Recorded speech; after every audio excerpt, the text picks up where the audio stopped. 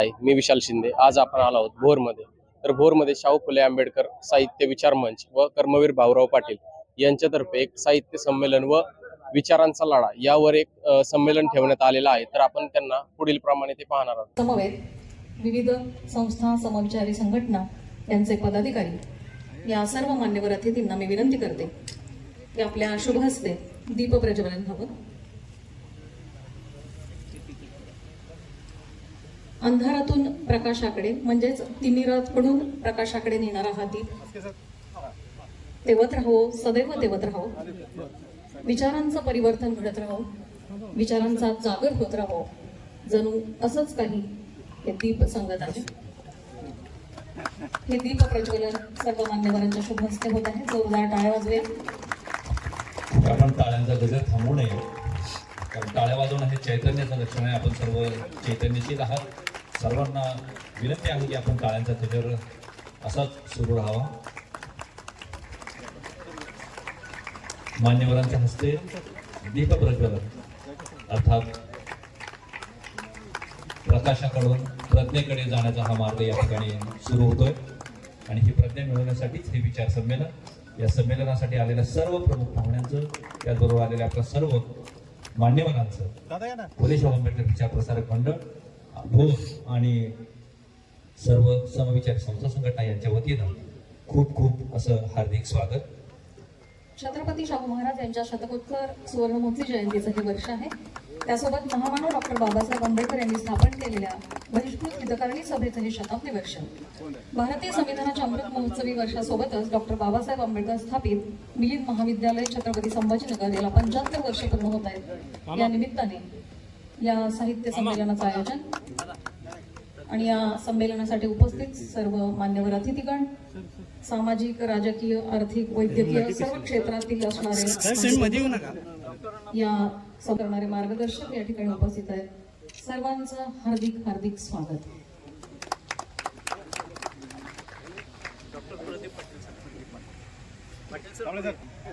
अंधकारातून प्रकाशाकडे नेणारा हा दीप आणि प्रकाशाकडून प्रज्ञेकडे नेणारा हा दीप सतत तेवत राहो, सतत तेवत राहो, सतत तेवत राहो. प्रज्ञा, शील आणि करुणा मंडपाच्या बाहेर आहेत. सर्वांना विनंती आहे, कार्यक्रम सुरू होते आणि त्यासाठी आपणास विनंती, आपण या सभा मंडपामध्ये उपस्थित व्हावं. काही नाश्ता करण्यासाठी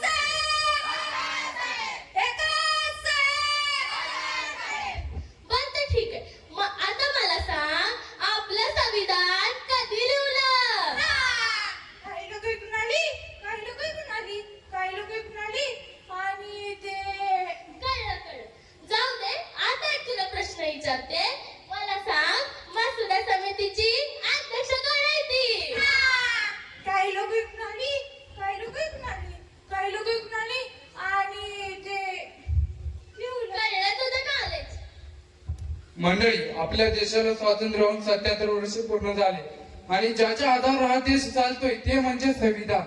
संविधान लागू होऊन 75 वर्ष पूर्ण झाले तरी सुद्धा आपल्याला संविधान, स्वातंत्र्य, समता, बंधुता, न्याय हे अजून पण नाही समजून घेतलं. अरे अरे अरे तुझी जिभेला ते हाडबीड आहे का नाही? तुला काय वाटलं संविधान की आम्हाला कुणाला माहित नाही? ते तर आम्ही रोजच म्हणतोय की म्हणा रे, आम्ही भारताचे लोक, भारताचे एक सार्वभौम, blah blah blah blah blah blah, स्वतः प्राण अर्पण करीत आहोत. जय हिंद. हे बस कर, याचा मला अर्थ सांग. हे त्याचा अर्थ बिर्थ काय विचारू नको बाबा. केवढं मोठं ते संविधान. सांग सांग, घाबरू को, मी आहे तुझ्या सोबत. त्या संविधान मध्ये स्वातंत्र्य, न्याय, सार्वभौम असं काहीतरी असतंय बाबा. न्याय न्याय न्याय मी कुठेतरी ऐकलाय, पण याबद्दल कोणी मला सांगेल का?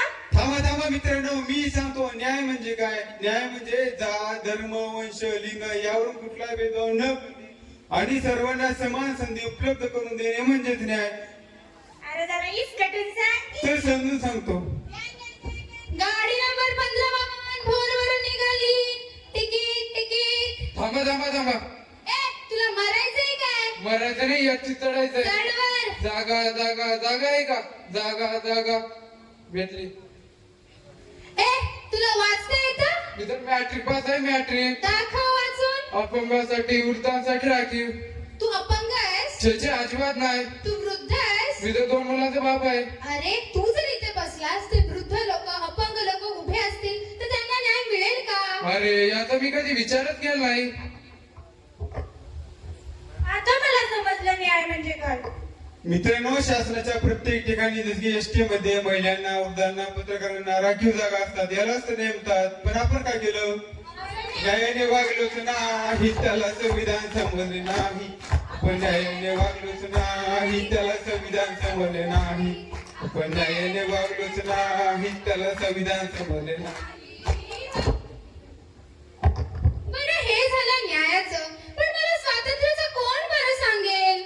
अगं बाई, स्वातंत्र्य तर आपल्या जीवनातलं सर्वात महत्वाचं मूल्य आहे. ते कसं? आता तू ही तो बरोबर मला प्रश्न विचारते, हे तुझं स्वातंत्र्य नाही का? अरे जरा इसकटून सांग. बर, समज मी तुला अडवलं, तू हे करू नको, ते करू नको, इथं जाऊ नको, तिथं जाऊ नको, तुला आवडेल काय? छे छे, मी तर माझ्या मनाची राणी आहे, राणी. अगं म्हणजे यालाच तर म्हणतात स्वातंत्र्यता. अगं अजून इसकटून सांग. बर, सांग बरं तुला काय आवडतं?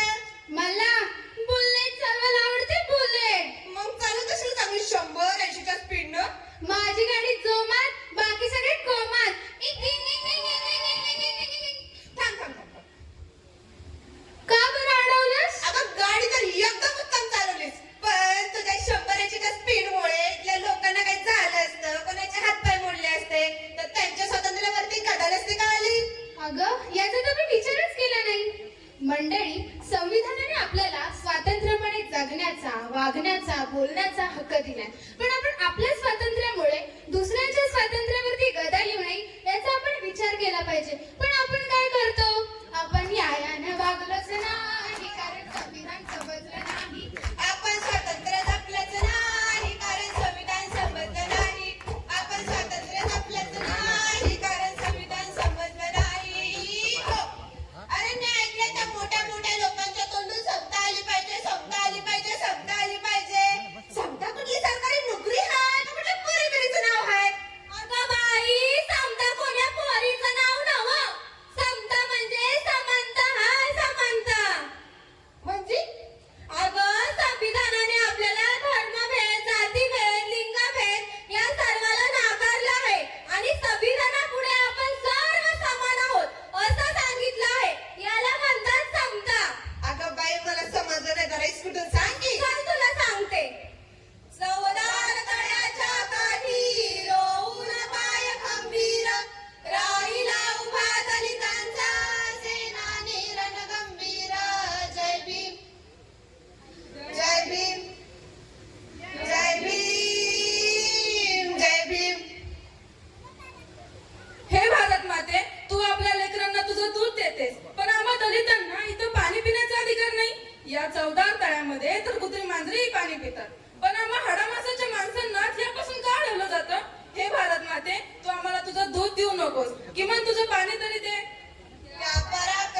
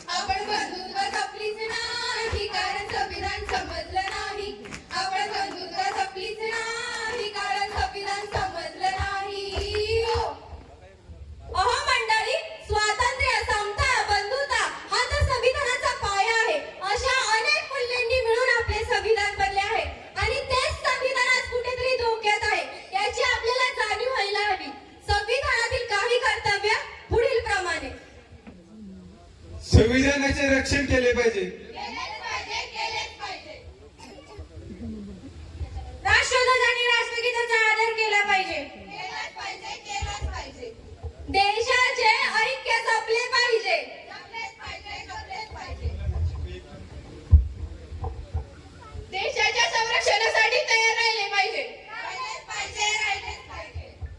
सर्वांना शिक्षणाचा अधिकार हा मिळालाच पाहिजे. मिळालंच पाहिजे, मिळालंच पाहिजे. वैज्ञानिक दृष्टिकोनाचा स्वीकार केला पाहिजे. केलंच पाहिजे, केलंच पाहिजे. अंधश्रद्धा दूर केलीच पाहिजे, केलीच पाहिजे, केलीच पाहिजे. शासकीय संपत्तीचे रक्षण केले पाहिजे. केलेच पाहिजे, केलेच पाहिजे. स्त्रियांचा आदर केला पाहिजे. केलंच पाहिजे, केलंच पाहिजे. नैसर्गिक पर्यावरणाचे संरक्षण केलेच पाहिजे. केलेच पाहिजे, केलेच पाहिजे. मित्रांनो, आपले संविधान आज कुठेतरी धोक्यात आहे. तेच संविधान अबाधित राहण्यासाठी आपण कुठेतरी प्रयत्नशील राहिले पाहिजे. हेच आम्ही आमच्या छोट्याशा पथनाट्याच्या मार्फत तुम्हाला सांगण्याचा प्रयत्न केला आहे. भारताचा प्राण आहे संविधान, भारताचा प्राण आहे संविधान. दयाला जाणूनी घेई घेई, दयाला जाणूनी घेई घेई, दयाला जाणता जाणशी स्वतःला, दयाला जाणता जाणशी स्वतःला. तव अस्तित्वाला अर्थ येईल, तव अस्तित्वाला अर्थ येईल. भारताचा प्राण आहे संविधान, भारताचा प्राण आहे संविधान. धन्यवाद. आनंदाचा दिवस आहे. गेले 10 वर्ष सातत्यानं जे संमेलन आपण भरवतो त्याचं हे 10वं वर्ष. आपण सर्वजण जाणतो या संमेलनामुळं एक वैचारिक क्रांती नुसतं भोरमध्येच नाही, महाराष्ट्रामध्येच नाही, भारतामध्येच नाही, तर जगामध्ये करण्याचं काम आदरणीय डॉक्टर अनिल पाटीलजी यांना नम्र विनंती आहे की त्यांनी व्यासपीठावर यावं. आदरणीय, हे 10वं वर्ष संपन्न होत असताना याची जी व्यापकता आहे ती खूप मोठी. नुसता भारतातले विविध प्रांत नाही तर मॉरिशस सारख्या देशामध्ये सुद्धा आपण ही संमेलनं पोहोचवलेली आहेत. आणि त्यासाठी भोरवासी आणि सर्व आपल्या फुले शाहू आंबेडकर विचार प्रसारक मंडळाचे सदस्य डॉक्टर रोहिदास जाधव यांच्या समन्वयानं, नेतृत्वानं आपण काम करत आहोत.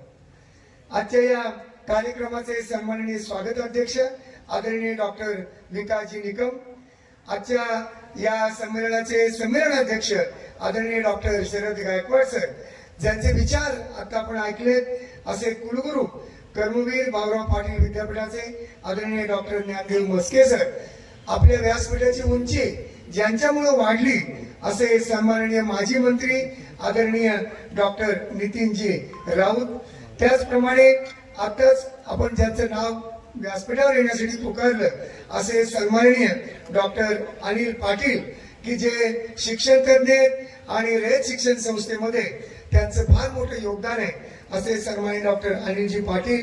माझे मित्र आदरणीय डॉक्टर संभाजीरावजी मलगे, की जे प्राचार्य तळेगावला या ठिकाणी आहेत. त्याचप्रमाणे उपस्थित असणारे स्टेजवरचे सर्व मान्यवर, समोर उपस्थित असणारे माझे सर्व सहकारी, डॉक्टर गोरेगावकर असतील, डॉक्टर बिराजदार असतील, डॉक्टर पाटील असतील, त्याचप्रमाणे ज्यांची प्रेरणा पहिल्या साहित्य संमेलनापासून आपल्याला मिळाली असे ज्येष्ठ साहित्यिक माननीय उत्तमजी कांबळे सर. आणि या असणाऱ्या स्मरणिकेमध्ये विचारभेद घ्यावा अशा पद्धतीचे असणारे लेख, कविता लिहिलेले असतात. लिखित स्वरूपात असणाऱ्या कवितांचं, लेखांचा असणारा एकत्रित संग्रह म्हणजे सूर्यफुले. सूर्यफुले हे नाव देण्यापाठीमागचा उद्देश आदरणीय डॉक्टर प्रदीपजी पाटील सरांनी वेळोवेळी सांगितलेलाच होता.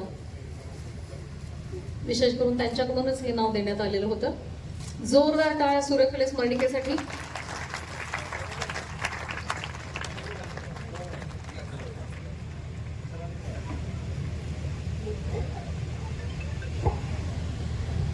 यामध्ये प्राध्यापक सुजित चव्हाण, प्रफुल्ल बनसोडे, संजय गायकवाड, प्रसिद्धी विभाग त्यांच्याकडे होता.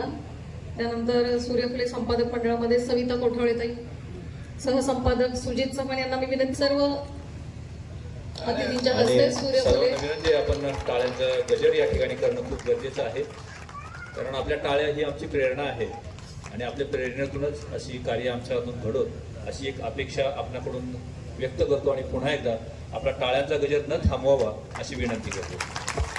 सविता कोठोळे आले असतील तर कृपया.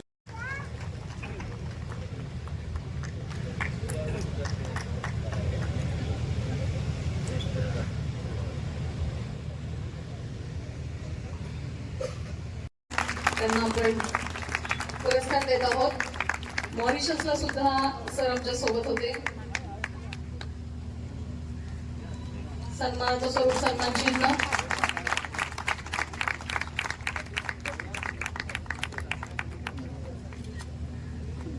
सन्मानपत्र आणि त्यासोबतच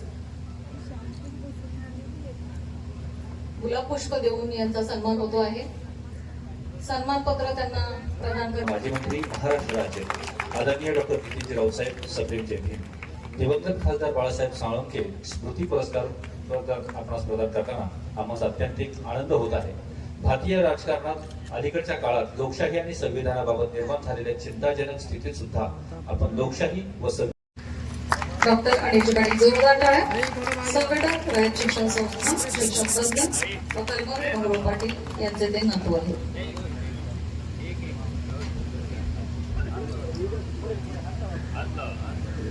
पुरस्काराचं स्वरूप सन्मान चिन्ह, मानपत्र.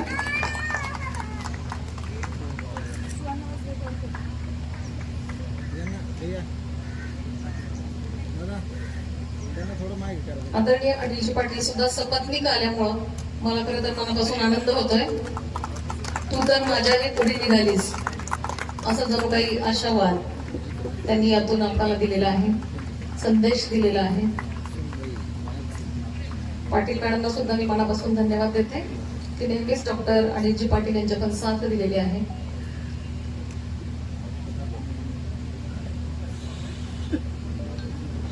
अध्यक्षांचा सत्कार होत आहे. स्वागताध्यक्ष आदरणीय विकासजी निकम यांच्या हस्ते. स्वागताचं स्वरूप आहे चळवळीच्या किंवा संमेलनाच्या असणारी सन्मान चिन्ह. याच्यामध्ये आदरणीय गायकवाड मॅडम या सभागृहामध्ये उपस्थित आहेत, त्यांना विनंती आपण मंचावरती यावं आणि दोघांचाही सन्मान सर्व मान्यवरांनी करावा अशी मी एक विनंती करतो. डॉक्टर राजश्री गायकवाड या मॅडम लोक आहे. किती छान. ज्येष्ठ विचारवंताच्या मागे नक्कीच पत्नीचा हात असतो हे अनेक ज्येष्ठ विचारवंत साहित्यिक यांनी मान्य केलंच पाहिजे, कारण त्या लिहिण्यासाठी लिखाणासाठी वेळ देतात आणि एक ज्येष्ठ साहित्यिक विचारवंत आपल्या समोर बसलेले आहे, ते नंतर सांगतीलच. पंचशील सन्मान चिन्ह देऊन त्यांना सन्मानित करण्यात आलेलं आहे.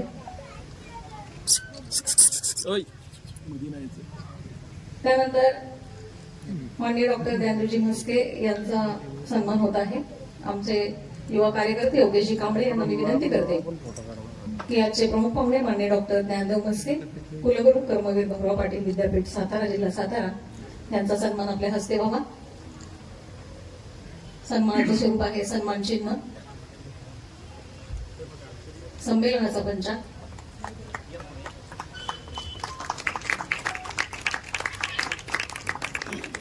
आजचे पुरस्कार्थी आदरणीय डॉक्टर नितीनजी राऊत यांच्या समवेत आणि सर्व मान्यवर अतिथींच्या समवेत हा पुरस्कार वितरण सोहळा होत आहे. त्यासोबत स्वागतही होत आहे. आपल्या टाळ्या कमी पडतात, तुम्हाला विनंती आहे आपण टाळ्यांचा गजर करावा.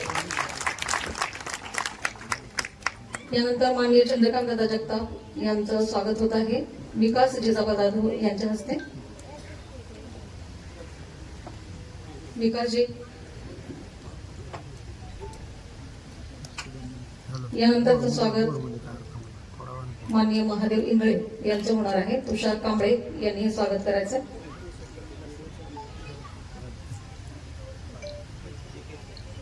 आपली नेहमीच उपस्थिती असते, प्रत्येक संमेलनाला आपली उपस्थिती असते. त्यांच्यासाठी महत्वाची असणारी बाजू महादेव इंगळे यांचं देखील स्वागत होतं. तुषार कांबळे यांनी ते करावं अशी मी त्यांना विनंती करते.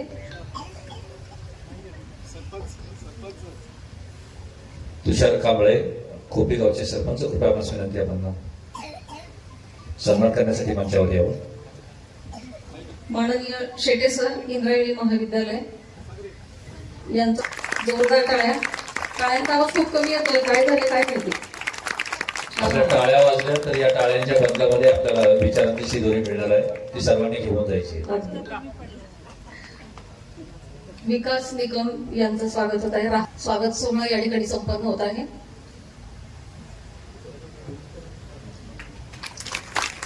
यानंतर स्वागत कशाप्रकारे साळुंखे यांचं होत आहे. प्रफुल्ल बनसोड यांना मी विनंती करते.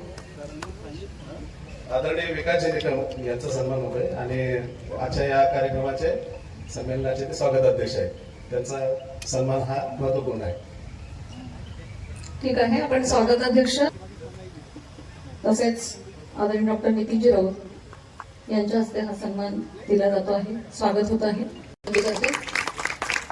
आदरणीय खराते सर, चालतं बोलतं विद्यापीठ, हेही नेहमी या संमेलनाला येत असतात. त्यांचं स्वागत सागर कांबळे यांनी करावं अशी मी त्यांना विनंती करते. ही दोन्ही सर्वात तरुण मंडळी वयाची 75 ओलांडलेली तरीही तारुण्याला लाभलेलं असं चापल्य या दोघांमध्ये, आणि त्यांच्याकडे पाहून आम्हालाही मोह होतो, स्फुरण चढतं. हे संविधान आपणाला प्राप्त झालं, त्या संविधानाची सुरक्षा आपण सर्वांना केली पाहिजे. त्या संविधानामध्ये जे काही सांगितलं ते जसंची तसं आपण राखलं पाहिजे. रयत शिक्षण संस्थेचे संघटक आणि माजी चेअरमन माननीय डॉक्टर अनिल पाटील साहेब, माननीय पाटील मॅडम या ठिकाणी उपस्थित झालेले आहेत. त्या दोनचंही मी या ठिकाणी स्वागत करतो.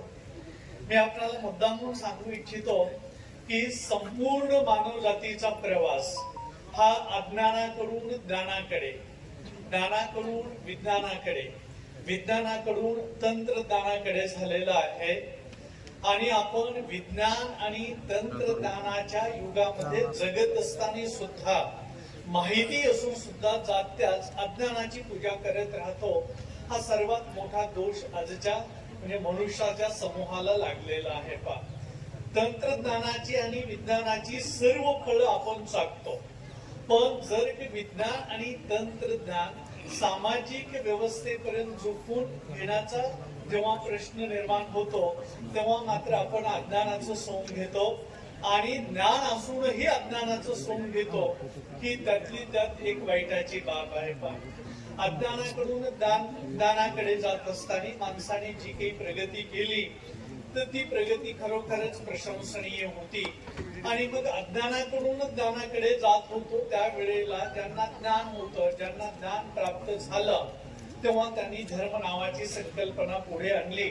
आणि आपोआपच मग ज्यांचं धर्मावर वर्चस्व आहे तीच माणसं समाजाला नियंत्रित करत होती. पण एकदा ज्ञान झाल्यानंतर जे ज्ञान जगाच्या पाठीवर कुठेही जाऊन आपणाला तपासून पाहता आलं, जगाच्या पाठीवर जाऊन आपणाला ते ज्ञान सारखंच आहे हे जेव्हा समजलं तेव्हा ते विशिष्ट ज्ञान झालं किंवा विज्ञान झालं. आणि मग विज्ञानाचा उपयोग काय, तर विज्ञानाचा उपयोग माणसाच्या भल्यासाठी करायचा. याच्यातनं आपण तंत्रज्ञानालाही जन्माला घातलं. आता विज्ञान आणि तंत्रज्ञानाच्या माध्यमातून मानवी समूह सुखी करण्याचा आपण आटोकाट प्रयत्न केला तर विज्ञानाला आणि तंत्रज्ञानाला अपेक्षित असलेली सामाजिक व्यवस्था निर्माण होणं गरजेचं होतं. तशी सामाजिक व्यवस्था मात्र त्या वेगाने निर्माण झाली नाही.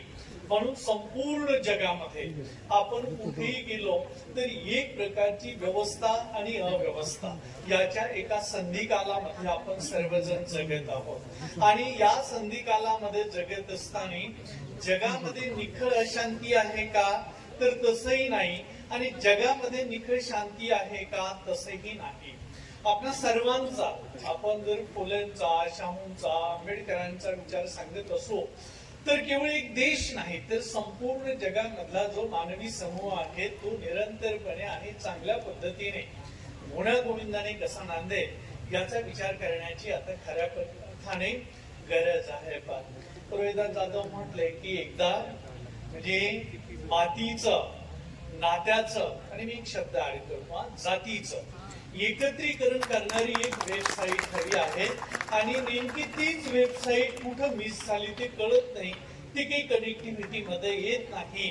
तर त्या कनेक्टिव्हिटीसाठी आता आपण सर्वांना काम करायचं आहे. फुलेंचे, शाहूंचे, आंबेडकरांचे विचार माहिती नाही अशी माणसं जिथं आलेलीच नाही. त्याच्यामुळे आपण ते विचार पुन्हा सांगण्यापेक्षा त्या विचारांच्या माध्यमातून त्यांचं सिंथेसिस करून, त्यांचं समन्वय करून हे जातीला, मातीला आणि नात्याला एकत्र आणणारा एक नवा विचार, एक सिंथेसाइज नवा विचार जन्माला घालण्याची आज खऱ्या अर्थाने गरज आहे. जे विचार फुलेंनी सांगितले ते विचार काही प्रमाणात का होत नाही, पण शाहूंनी प्रत्यक्ष आचरणात आणले, कृतीमध्ये आणले. आणि कृतीमध्ये आणलेले विचार उपकार म्हणून नको, हक्क म्हणूनच आम्हाला मिळाले पाहिजे. याच्यासाठी डॉक्टर बाबासाहेब आंबेडकरांनी त्याला एक नवी चौकट निर्माण करून दिले. मी इथे जेव्हा येत होतो तेव्हा इथे एक नाट्य सादर करत होते आणि ज्या विद्यार्थ्यांनी ते नाट्य सादर केलं त्यांना मी मनापासून त्यांचं अभिनंदन करतो, धन्यवाद देतो. त्यांनी ते खूप चांगलं सादर केलं. आणि सादरीकरणानंतर प्रत्येक विद्यार्थ्यांनी एक मागणी केली की काय मागते आमचं संविधान. संविधानाच्या माध्यमातून काही प्रश्न आहेत, ते व्यक्तिगत प्रश्नाची सोडवणूक कशी करायची त्याच्यासाठी तर संविधान आहेत, पण सामाजिक प्रश्नाची सोडवणूक करत असताना संविधानाने या बाबी सांगितल्या. मला असं वाटतं की 11 विद्यार्थी होते आणि 11च्या 11 विद्यार्थी काही ना काहीतरी सांगत होते.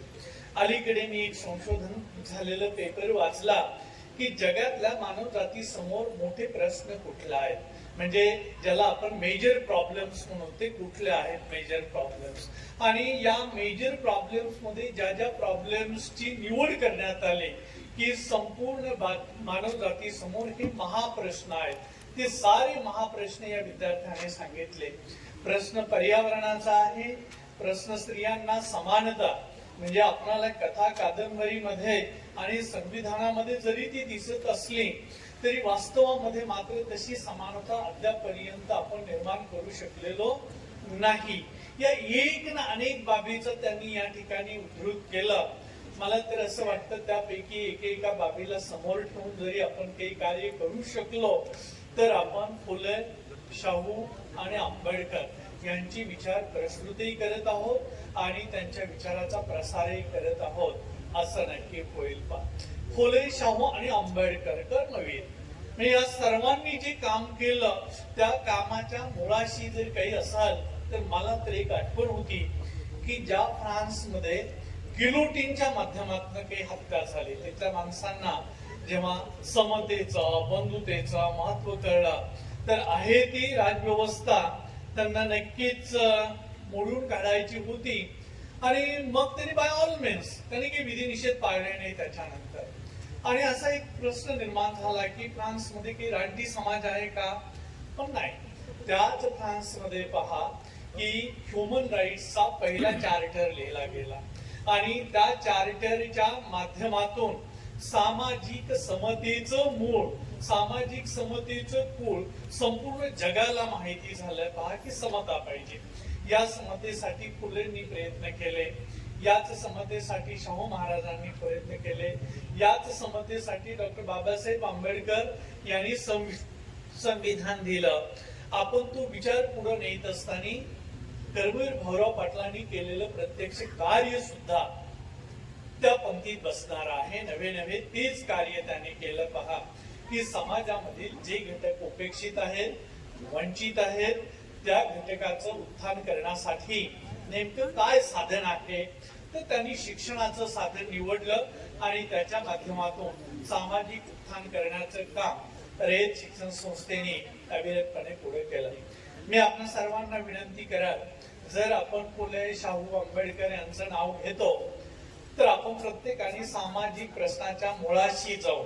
आजचा सामाजिक प्रश्न काय आहे, मग भलेही ती सामाजिक व्यवस्था किती छोटी असेल किंवा मोठी असेल पण तिच्या मुळाशी जाऊन त्याचा विचार केला पाहिजे. कारण या विश्ववंद्य महनीय व्यक्तींनी त्या त्या कालखंडामध्ये मानवी समूहाचे प्रश्न बरोबर ओळखले, जोखले आणि त्याची सोडवणूक करण्याचा प्रयत्न केला. आपण संविधानाच्या माध्यमातून त्या पलीकडे जाऊन आजच्या घडीला जो काही मानवी समुदाय आहे त्या मानवी समुदायाचे प्रश्न ओळखणं ही पहिली महत्वाची बाब आहे. या प्रकारची जी संमेलनं आपण घेतो, या संमेलनातनं आपण जुन्याच प्रश्नांचं कितीही चरविचरवण करत बसलो तर ते प्रश्न सोडवण्याच्या कामी काही एक मदत होईल. पण मानवी समूहाचे जे नवे प्रश्न आहेत त्याला जर आपण झगडलो नाही, ते प्रश्न सोडवण्याच्या कामी जर आपण एक पाऊल पुढे टाकलं नाही, तर मला असं वाटतं की जुन्या प्रश्नाची सोडवणूक होता होता जी नव्या प्रश्नांचे डोंगर निर्माण होतील त्याच्यासाठी पण एक नवा विचार आपल्याला जन्माला घालावा लागेल, एक नवा विचार आपल्याला प्रस्तुत करावा लागेल.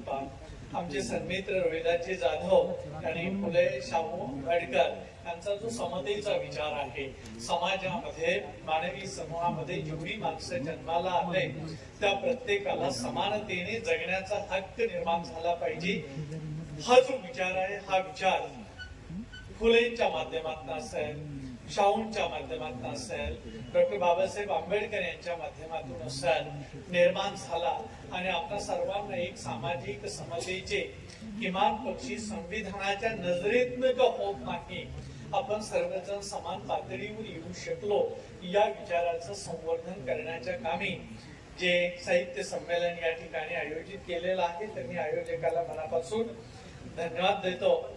जे माननीय व्यक्ती या विचारपीठाच्या समोर बसलेले आहेत त्यांनी आपला सहभाग या संमेलनाच्या निमित्ताने या ठिकाणी नोंदवलेला आहे. त्यांचं मनापासून मी पहिलाच आजचा वक्ता असल्यामुळे स्वागत करतो, त्यांना मनापासून धन्यवाद देतो की हा विचार अधिक बळकट करण्यासाठी आपलं योगदान लाभलं, यातच या संमेलनाचं यश निहित झालेलं आहे. आपल्या सर्वांना पुन्हा एकदा संमेलनासाठी शुभेच्छा देतो आणि थांबतो. आणि दैनंदिन जीवन व्यवहारात त्यांचं आचरण करणं हे जास्त महत्वाचं आहे. आणि म्हणून महापुरुषांच्या बद्दल न बोलता आजची जी सामाजिक स्थिती आहे त्या संबंधानं मी काही मनोगत आपल्या समोर व्यक्त करू इच्छितो. खर तर 1925 साली या देशातल्या काही लोकांनी असं ठरवलं की हा भारत देश जो आहे त्याला एका धर्माचा देश बनवायचा आहे. आणि तिथपासून ती मंडळी अनेक माध्यमातून संघटनातून प्रयत्न करताना दिसत आहेत. आणि आज त्या 1925च्या स्वप्नाची स्वप्नपूर्ती या देशात साम दाम दंड भेद लोकशाहीच्या माध्यमातून संविधानाच्या चौकटीत राहून काही वेळेला संविधान बाह्य कृती करून ते स्वप्न साकार करण्याचा प्रयत्न करतायत. याचाच अर्थ आपण सर्व सुज्ञ आहोत, विचारवंत आहोत, साहित्यिक आहोत, उच्च विद्या विभूषित असे लोक आहोत की भारत हा भारतीय संविधानात भारत हा शब्द आहे, दॅट इज द इंडिया असं कॉन्स्टिट्यूशन मध्ये म्हटलेलं आहे. त्या भारताचा आज हिंदुस्थान होताना दिसतो आहे. ही मोठी समस्या आहे. भारत आणि भारताचं सरकार आहे ते भारत सरकार हा शब्द लोप पावतोय आणि कुणातरी व्यक्तीच्या नावाने सरकार हा शब्द जोडला जातोय. ही या लोकशाही पुढची मोठी चिंता आहे, एक आजचं विदारक वास्तव आहे. आणि म्हणून अभिव्यक्ती स्वातंत्र्य, प्रत्येक भारतीयाचं अभिव्यक्ती स्वातंत्र्य धोक्यात आलेलं आहे, आरक्षण धोक्यात आलेलं आहे, लोकशाही संकटात आहे. धर्मनिरपेक्षता नावाची गोष्ट ज्या देशाला खूप महत्वाची आहे ती सध्या कोमात आहे. आणि संसदेपेक्षा धर्मसंसद ही अधिक बलशाली होताना आपल्याला दिसते आहे. संसदेत लोकांचे प्रतिनिधी जाण्याच्या ऐवजी कर्नाटकमध्ये तर एक प्रतिनिधी 250 गुन्हे त्यांच्यावर नोंद आहे, ते संसदेत आता सध्या आहेत. म्हणजे गुन्हेगारी प्रवृत्तीचे लोकप्रतिनिधी काही सन्माननीय अपवाद वगळता ही बहुसंख्य मेजॉरिटी ही संसदेमध्ये आपल्याला अशा लोकांची दिसते आहे. आणि म्हणून जातीय अस्मिता अलीकडच्या काळात टोकाच्या झालेत गेल्या 15-20 वर्षांमध्ये. म्हणजे जातीयांत झाला पाहिजे, वर्गांत झाला पाहिजे, वर्णांत झाला पाहिजे आणि न्याय, समता, स्वातंत्र्य, बंधुभाव या चतुसूत्रीवर समताधिष्ठित समाज निर्माण झाला पाहिजे. ही जी बुद्ध फुले शाहू आंबेडकर अण्णाभाऊ या महापुरुषांची संकल्पना होती, कर्मवीर अण्णांचं गाडगेबाबांचं स्वप्न होतं, ते लयाला जाताना आपल्याला आज दिसत आहे की अतिशय फार मोठी खंत आहे. आणि म्हणून जाती अंताऐवजी जात अस्मिता आज टोकदार बनतायत, उफाळून वर येत आहेत, टोकाच्या टोकदार जात अस्मिता झालेल्या आहेत. मानवतेची संस्कृती निर्माण होण्याच्या ऐवजी दगड चिखल मातीचं सिमेंटचं मंदिर कुठल्या तरी राज्यात उभं केलं जातंय, त्याचा प्रसार प्रचार देशभर केला जातोय. खरं तर या कुठल्या तरी राज्यात एखादं मंदिर बांधण्याच्या ऐवजी ज्ञान मंदिर म्हणून अखंड भारताला भारत देश हाच एक मंदिर आहे आणि त्याचा मी पुजारी आहे. या मंदिराची सेवा मी करावी, ती लोकशाहीच्या संविधानाच्या माध्यमातून करावी अशी अपेक्षा असताना प्रोपोगंडा केला जातो आणि बेकारी, रोजगारी, अंधश्रद्धा, व्यसनाधीनता या सामाजिक प्रश्नांना न्याय देण्याच्या ऐवजी भावनिक आणि धार्मिक असं देशाला वळण दिलं जात आहे. जातीवादाचा अदृश्य व्हायरस आज संपूर्ण देशाला भारतीय मानसिकतेला पोकारताना दिसून येत आहे. आणि अगदीच अलंकारिक भाषेत सांगायचं तर ओठात मनुस्मृती आणि ओठात संविधान अशा ढोंगी वेगळी लोकांचं गल्लीपासून दिल्लीपर्यंत हे प्रमुख पदावर बसलेली मंडळी आहेत, सत्ताधारी मंडळी आहेत. आणि म्हणून हे संविधान अडचणीत आहे. समाज माध्यमांचा गैरवापर होत आहे. भारताची लोकशाही जी आहे, भारताचं संविधान आहे, हे 4 खांबावर आधारित आहे. संसद, न्यायपालिका, प्रशासन आणि प्रसार माध्यम, प्रिंट मीडिया आणि इलेक्ट्रॉनिक मीडिया ही 4ही स्तंभ गेल्या 10-15 वर्षांमध्ये डळमळीत होताना दिसत आहेत, कमकुवत होताना दिसत आहेत. आणि मग ज्याला आपण काहीतरी वेगळा शब्द वापरतोय एका व्यक्तीच्या नावावरून, असा एक मीडिया कार्यरत राहतोय. खरं तर साहित्यिक असेल, प्रसार माध्यमातला प्रत्येक माणूस असेल, हा सत्ताधाऱ्यांच्या विरोधातच काम करायला अपेक्षित आहे. ते काम करणं गरजेचं आहे. परंतु विभूती पूजा जी बाबासाहेब आंबेडकरांना मान्य नव्हती, मला विभूती पूजा मान्य नाही असं बाबासाहेब म्हणत होते, त्याच बाबासाहेबांच्या संविधानाची शपथ घेऊन 140 कोटींचा देश चालवणारे सत्ताधारी विभूती पूजेत मग्न आहेत. आता तर त्यांना अवतार म्हणून जाहीर करण्याची, म्हणजे छोट्या छोट्या रील्स मधून काही सोशल मीडियाचा वापर करून अवतारी पुरुष जाहीर करण्याचं, विभूती पूजेचं एक स्तोम या ठिकाणी माजलं जातंय. ढोंगीपणा, बिघडीपणा सध्या गोकाळलेला आपल्याला दिसून येतोय. आणि म्हणून दारातल्या गोट्यातल्या गायीला चांगले दिवस आले, पण 4 भिंतीच्या आत राहणारी स्त्री, बाई जिला म्हणूया आपण, ती अनेक नातांनी आहे. त्या गायीला चांगले दिवस आलेत आणि बाईला वाईट दिवस आले.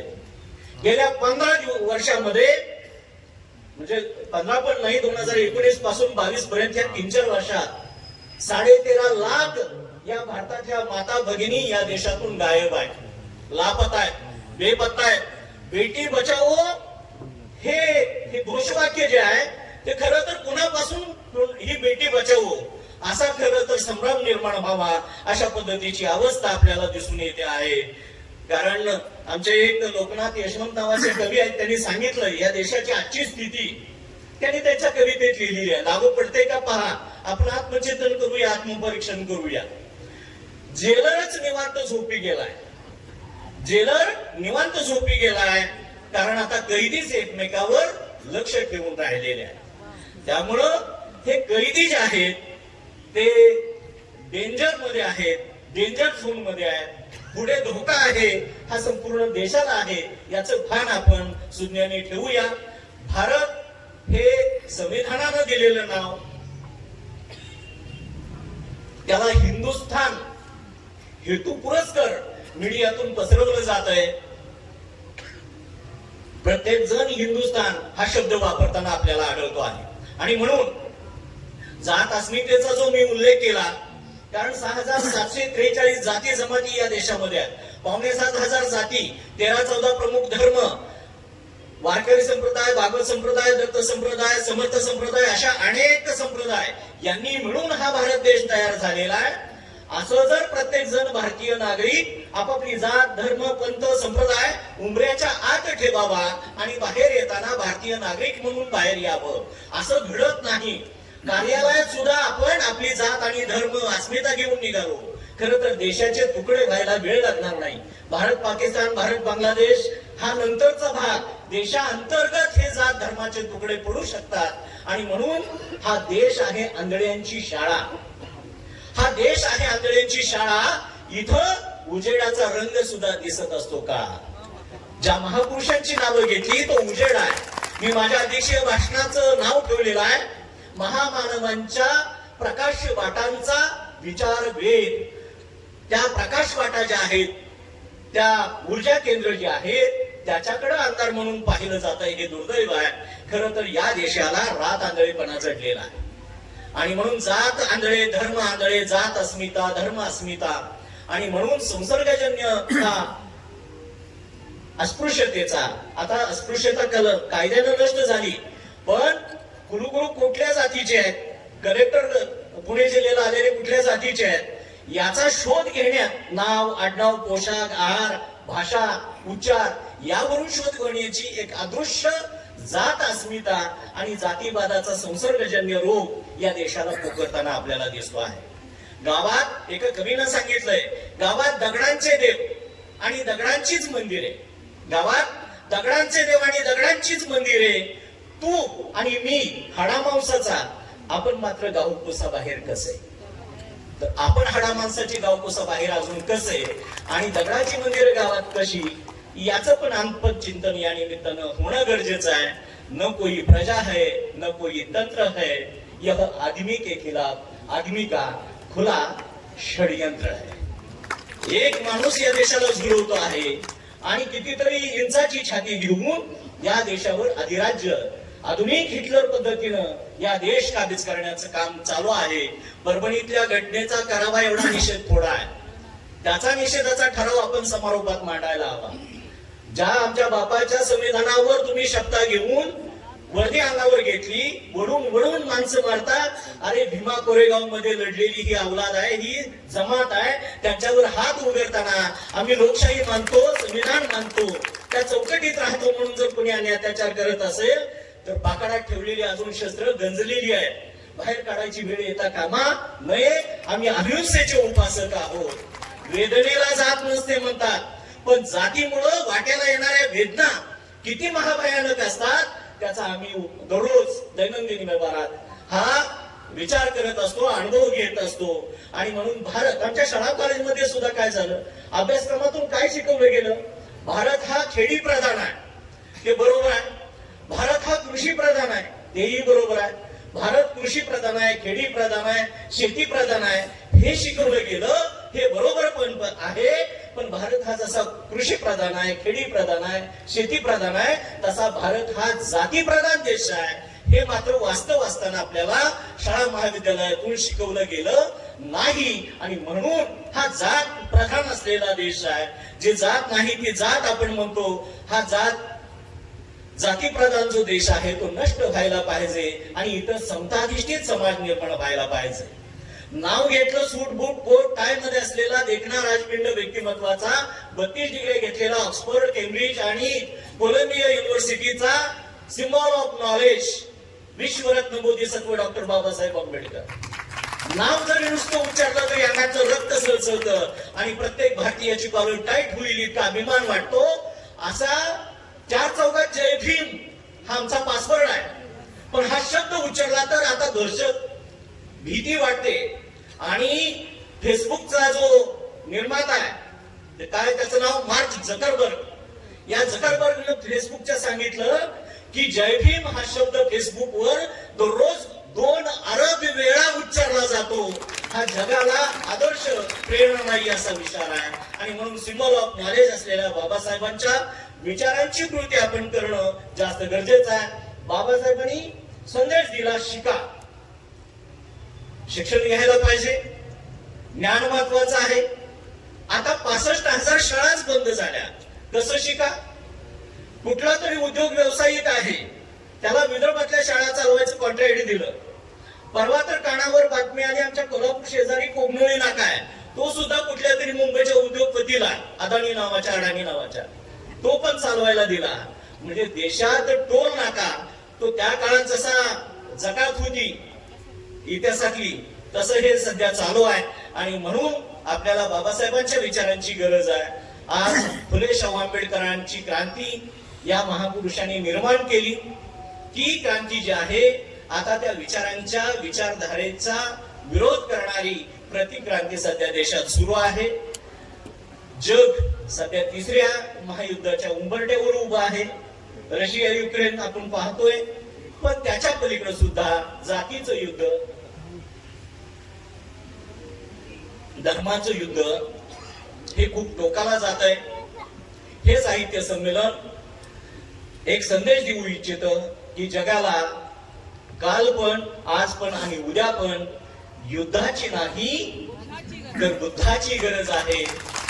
बुद्धाची शांती आणि भीमाची क्रांती. पुन्हा एकदा आपण ऐकूया, अध्यक्षीय भाषणाचा हा सार आहे. बुद्धाची शांती आणि भीमाची क्रांती हीच या देशाला तारणारी आहे, त्याची संजीवनी आहे. त्याचा आपण आचरण करणं जास्त गरजेचं आहे. हे साहित्य संमेलन मानवतावादाचा जाहीरनामा आहे. प्रत्येक जण इथं जो विचार मांडणार आहे तो प्रज्ञाशील करुणा याचा त्रिवेणी संगम असलेलं हे साहित्य संमेलन आहे. आणि म्हणून क्रांती व्हायला वेळ लागत नाही. फुले शाहू आंबेडकरांनी क्रांती केली, पण आता प्रतिक्रांती व्हायला लागलेली आहे. या जरा आपण एका वाक्यात सांगायचं, पुरोगामी महाराष्ट्र कालपर्यंत आपण म्हणत होतो. पुरोगामी महाराष्ट्र आज पुरोगामी आहे का? आत्मचिंतन करा. आपल्याही बोटाला आपण शाई लावलेली आहे. आणि म्हणून पुरोगामी महाराष्ट्र हा आता प्रतिगामी महाराष्ट्र बनायला लागलेला आहे. आणि या भारताचा हिंदुस्थान व्हायला लागलेला आहे. हे धोके ओळखूया. आणि तरुणांनी, विशेषतः ज्या मुलींनी, माझ्या माता भगिनींनी इथं संविधानाचं एक सादरीकरण केलं, खूप छान केलं. तरुणांच्या मध्ये हा विचार बुद्ध फुले शाहू आंबेडकरांचा जायला हवा. कारण जगभरातल्या सगळ्या सामाजिक राजकीय क्रांत्यांच्या मुळाशी युवा वर्ग आहे, तरुण वर्ग आहे. रशियन राज्यक्रांती असेल, फ्रेंच राज्यक्रांती असेल, किंवा क्युबाची फिडेल कॅस्ट्रोने केलेली राज्यक्रांती असेल, किंवा भारताची राज्यक्रांती असेल, भगतसिंग, राजगुरू, बटुकेश्वर दत्त, ही तरुण मंडळींनी ही राज्यक्रांत्या घडवून आणलेल्या आहेत. आज पुन्हा एकदा संविधानाच्या चौकटीत अहिंसेच्या मार्गानं, लोकशाहीच्या रस्त्यानं जाऊन आपल्याला परिवर्तन, प्रबोधन करणं खूप गरजेचं आहे. आणि म्हणून आपल्या देशात, पुरोगामी राज्यात समाजवादी धर्मनिरपेक्षता ही रुजवणं काळाची गरज आहे. तमाम भारतीयांच्या मनामध्ये या भावना रुजल्या पाहिजेत.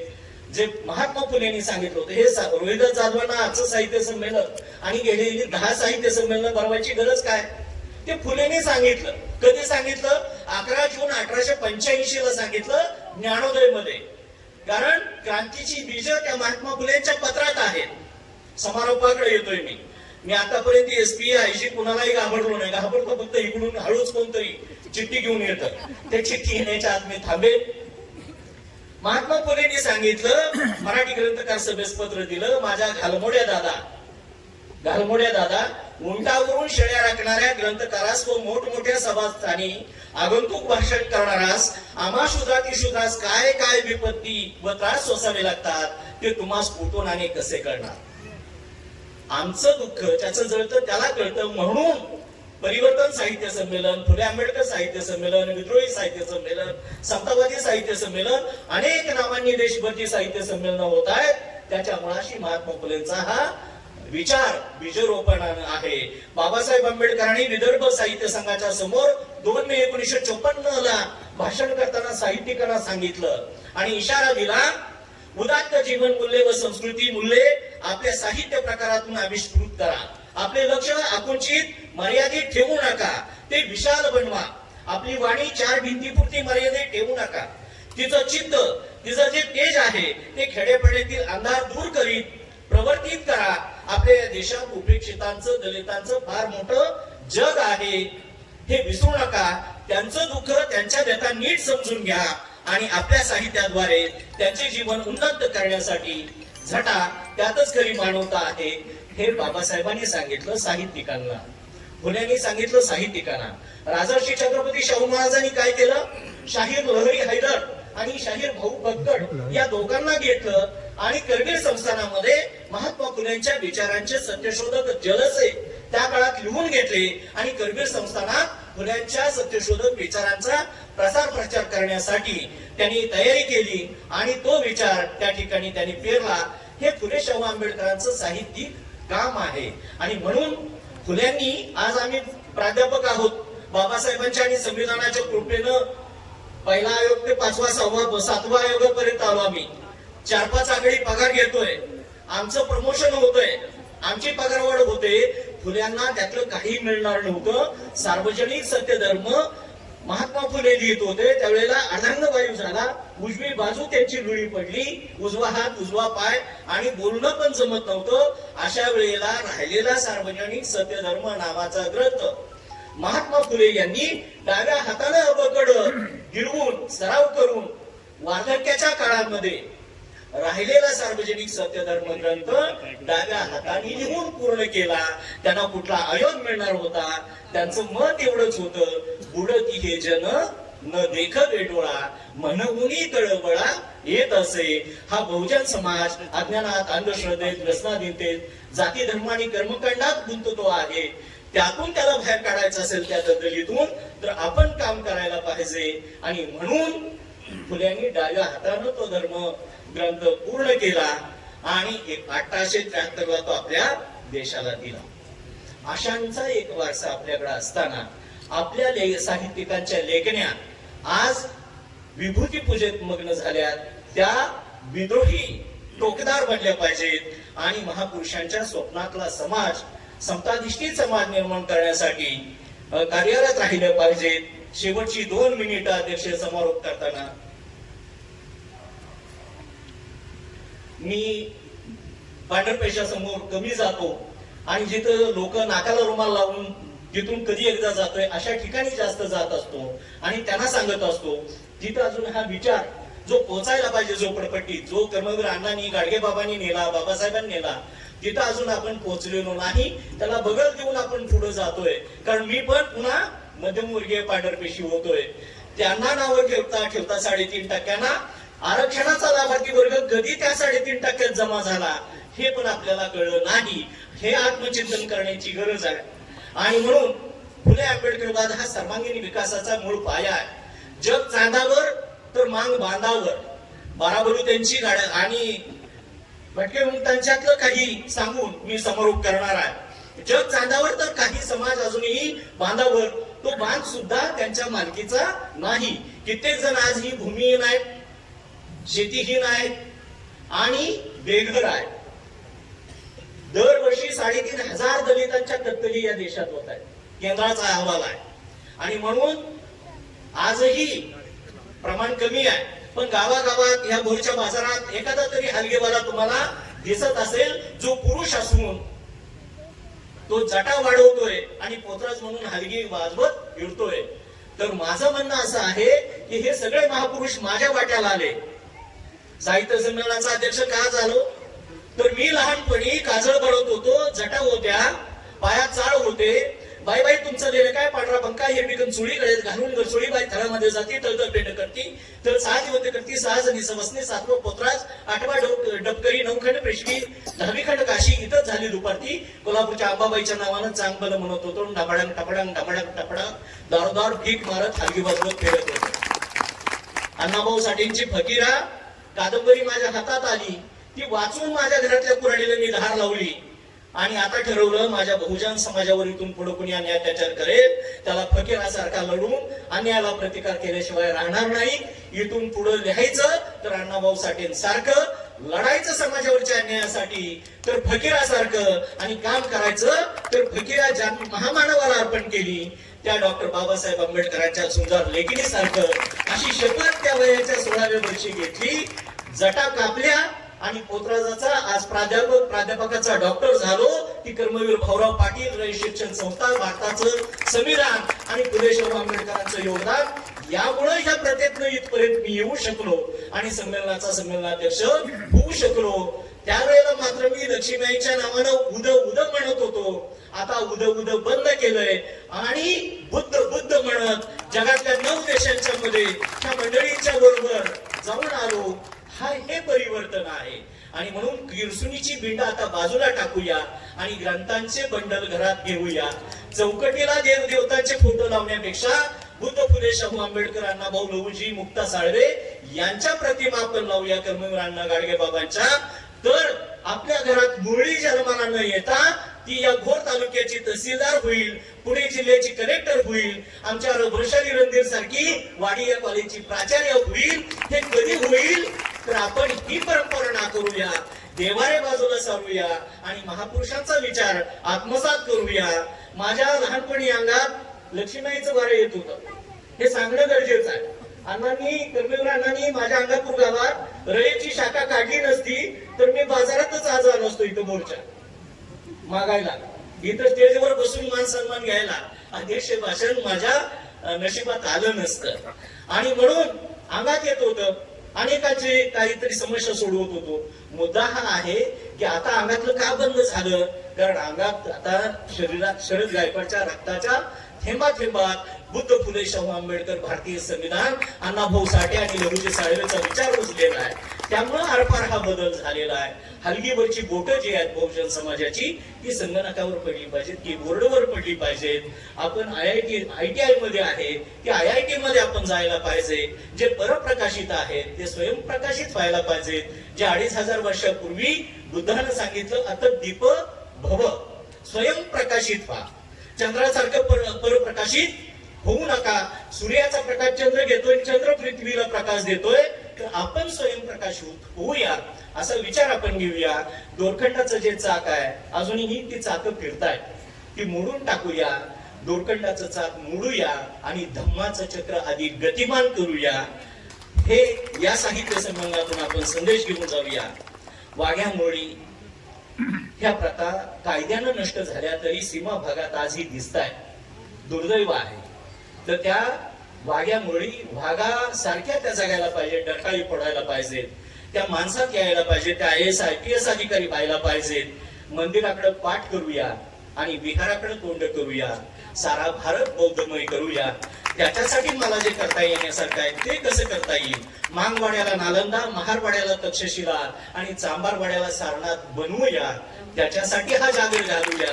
सारा भारत बौद्धमय बनवूया. 25 ला शपथ घेतली तर ते आता घोषणा करायला लागले आणि कुसाबाहेरचे लोक सुद्धा कट्टरत्व त्यांच्यात भिन्न ते हिंदुस्थान करायला लागले. आपण या भारताला बौद्धमय बनवण्यासाठी प्रयत्न करूया, कारण जगाला बुद्धाचीच गरज आहे. फुले, शाहू आंबेडकरांच्या कार्याला वंदन करतो. माझ्यासारख्या सामान्य फाटक्या माणसाला आपण ऐकून घेतलं. हे रोहिदासचं माझ्यावर खूप प्रेम आहे.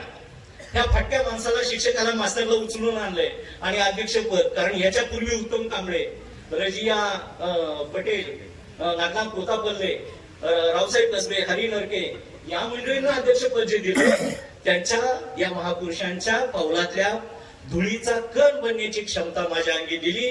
त्याबद्दल मी आपल्या सर्वांचे, विशेषतः पत्रकार बांधवांचे, प्रिंट मीडिया आणि इलेक्ट्रॉनिक मीडियातल्या बांधवांचे विशेषतः आभार मानतो. आपण न्याय द्यावा. धन्यवाद. जय भीम, नमो बुद्धाय, जय संविधान, जय भारत. महापुरुषांना जो अभिप्रेत भारत देश होता त्याप्रमाणे कार्यप्रणाली चाललेली आहे का, हा देखील विचार करण्याची बाब आहे. आज आपण पाहतो की भारतीय संविधान अनेक पक्ष डोक्यावरती घेऊन या ठिकाणी नाचतात, दाखवलं जातं. परंतु राज्य करत असताना त्या भारतीय राज्य घटनेच्या खऱ्या अर्थाने त्याची अंमलबजावणी केली जाते का? आज आपल्याला भारतीय संविधानाच्या माध्यमातून आपल्याला सर्व न्याय हक्क, मूलभूत अधिकार दिलेले आहेत. परंतु ते अधिकार त्या पुस्तकामध्ये त्या ठिकाणी धडकण्याचं काम आज आपल्याला पाहायला मिळतं. आज आपण कालची जर घटना बघितली 10 तारखेची, की परभणी या ठिकाणी जी संविधानाची प्रतिकृती असलेले महामानव डॉक्टर बाबासाहेब आंबेडकरांच्या पुतळ्यासमोर त्याची विटंबना करण्यात आली. परंतु दुर्दैव असं की फक्त एक विशिष्ट समाजच रस्त्यावरती उतरतो. खरं तर त्या भारतीय संविधानामुळे सर्व जाती धर्मातील लोकांना आपले अधिकार मिळाले आहेत. आज आपण पाहतो की बोललं जातं की आरक्षणाच्या माध्यमातून एक विशिष्ट समाज पुढे गेलेला आहे, परंतु बांधवांनो आपण तसं आहे का? जसं डॉक्टर गायकवाड साहेबांनी सांगितलं की आम्ही काही गोष्टी सोडल्यामुळे आज ते डॉक्टर झाले, आज ते प्राध्यापक आहेत. तशा काही गोष्टी सोडाव्या लागतील आपल्याला.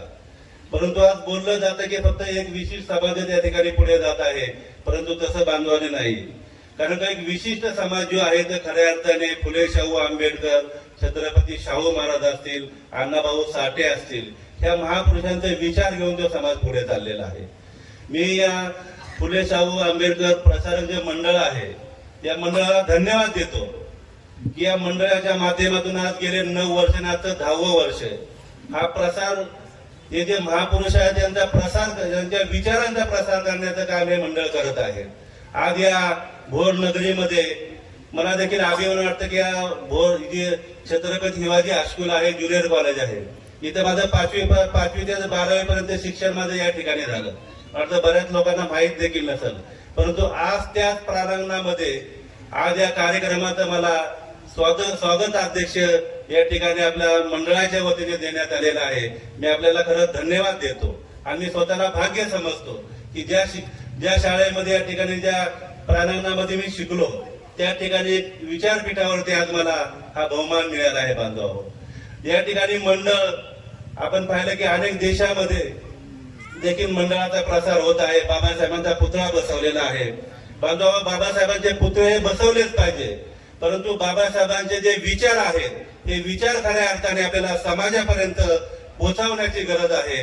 त्याच्यामुळे आम्हाला सर्वांना एकत्र येण्याची गरज आहे. बांधव आज या ठिकाणी डॉक्टर सर बोलून गेले, अनेक लोकांना वाटेल, परंतु आज मी पाहत आहे की अनेक जाती धर्मातील लोक या कार्यक्रमाला मान्यवर म्हणून उपस्थित आहेत आणि समोर देखील उपस्थित आहेत. खरं तर जे विचार आहेत प्रखर विचार असतात, परंतु खरं आहे ते लोकांसमोर मांडलेच पाहिजे. आज ते गायकवाड सरांनी या ठिकाणी मांडलेले आहेत. बांधव मी ज्यावेळेस 2013 ज्यावेळेस महामानव डॉक्टर बाबासाहेब आंबेडकरांची 125वी जयंती होती आणि त्यावेळेस महानगरपालिकेमध्ये सभापती होतो आणि त्यावेळेस त्या 125 जयंती महोत्सवानिमित्त महानगरपालिकेच्या वतीने एक प्रोग्राम घेण्यात आलेला होता 15 दिवसाचा की प्रत्येक महानगरपालिकेच्या ज्या शाळा आहेत त्याच्यावर क्रीडा महोत्सव साजरा करावा. परंतु ते क्रीडा महोत्सव साजरा करत असताना ज्यावेळेस आपण कार्यक्रमाची सुरुवात केली त्यावेळेस त्या ठिकाणी सरस्वतीची या ठिकाणी पूजा करण्यात आली. अनेक आमच्या महानगरपालिकेचे शिक्षक, आमचे कमिशनर, त्या ठिकाणचे आमदार, महापौर हे सर्व उपस्थित होते. मी त्यांना सांगितलं की हे चुकीचं आहे. ज्या वेळेस आपण बाबासाहेबांच्या नावाने हा प्रोग्राम करत आहोत त्या बाबासाहेबांना ह्या गोष्टी मान्य नव्हत्या, परंतु त्यावेळेस अनेक लोकांनी म्हटलं की नाही साहेब हे आम्ही शाळेमध्ये करतो. म्हटलं चुकीचं आहे.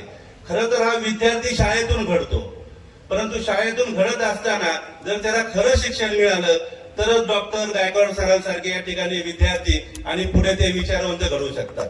आणि त्यावेळेस मी त्यांना विरोध केला आणि मी म्हटलं ठीक आहे, आता तुम्ही पूजा केली, मी पण तुमच्या भावना समजून घेतो. परंतु 15 दिवसांनी ज्यावेळेस मोठ्या सभागृहामध्ये जवळजवळ 10-12 हजार लोक उपस्थित होते आणि त्यावेळेस समारोपाचा कार्यक्रम झाला. त्या कार्यक्रमाचा मी अध्यक्ष होतो आणि त्यावेळेस कमिशनर, तिथले पुन्हा ते आमदार, आमचे महापौर म्हटलं की साहेब म्हटलं हे मान्य नाही. म्हटलं मी कार्यक्रम तुम्ही करा, मी या ठिकाणी विचारपीठावरून चाललो आणि त्यांना ती प्रतिमा काढायला लावली. सांगण्याचा उद्देश एवढाच आहे की आपले विचार, आपण जे विचार या ठिकाणी आपण मांडत आहोत की आपण जे विचार घेऊन चाललेला आहे त्या विचाराला कुठे तडा गेला नाही पाहिजे एवढंच या ठिकाणी वाटतं. कारण का आपण पाहतो या ठिकाणी आता आपले प्राध्यापक मंडळी आहे, मोठ्या प्रमाणामध्ये शिक्षक मंडळी आहेत.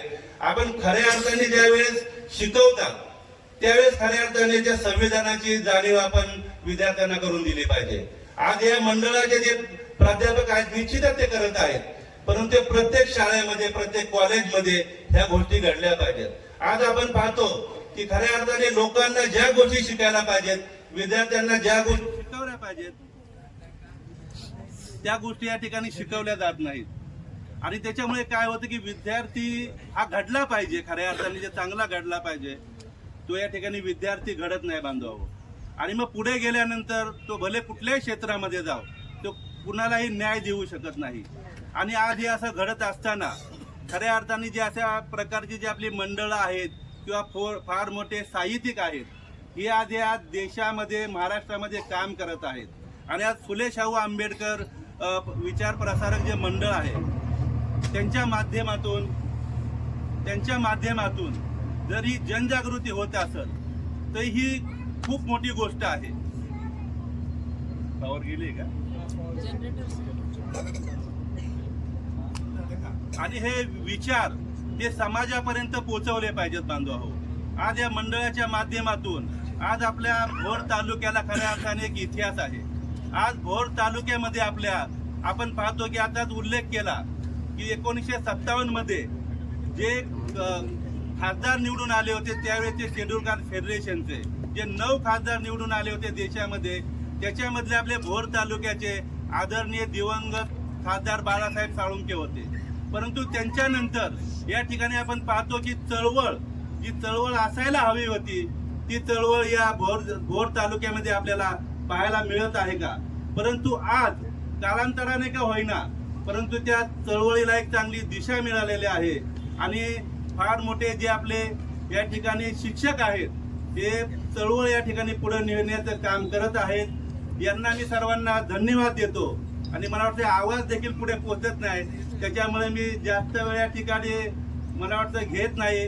अजून मान्यवर या ठिकाणी बोलणार आहेत, त्याच्यामुळे मी माझे विचार या ठिकाणी थांबवतो आणि पुन्हा एकदा आपल्या सर्वांना या ठिकाणी धन्यवाद देतो की अशा कार्यक्रमामध्ये आपली उपस्थिती असणं या ठिकाणी काळाची गरज आहे. आज या ठिकाणी आमचा भोर तालुका बौद्धजन संघ मुंबई या मुंबई विभागाचे देखील लोक या ठिकाणी उपस्थित झालेले आहेत.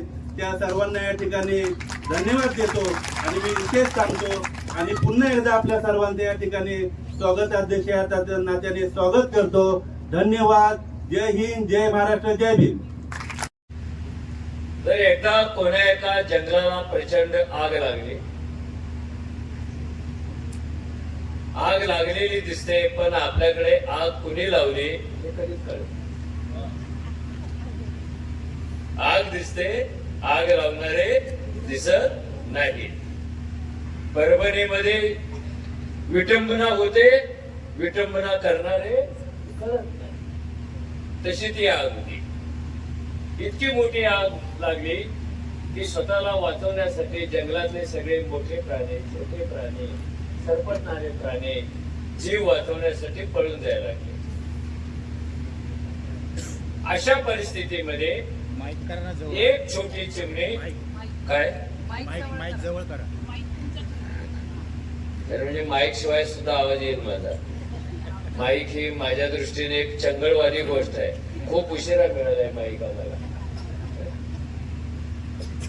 सगळे प्राणी जीव वाचवण्यासाठी पळाले आणि अशा परिस्थितीमध्ये एक छोटी चिऊताई ती जंगलातून मार्ग काढत काढत शेजारीच्या तलावात जायची, चोचवर पाणी घ्यायची आणि त्या आगीवर आपल्या चोचीतलं पाणी शिंपडायची. आग विझवण्याचा ती प्रयत्न करत होती.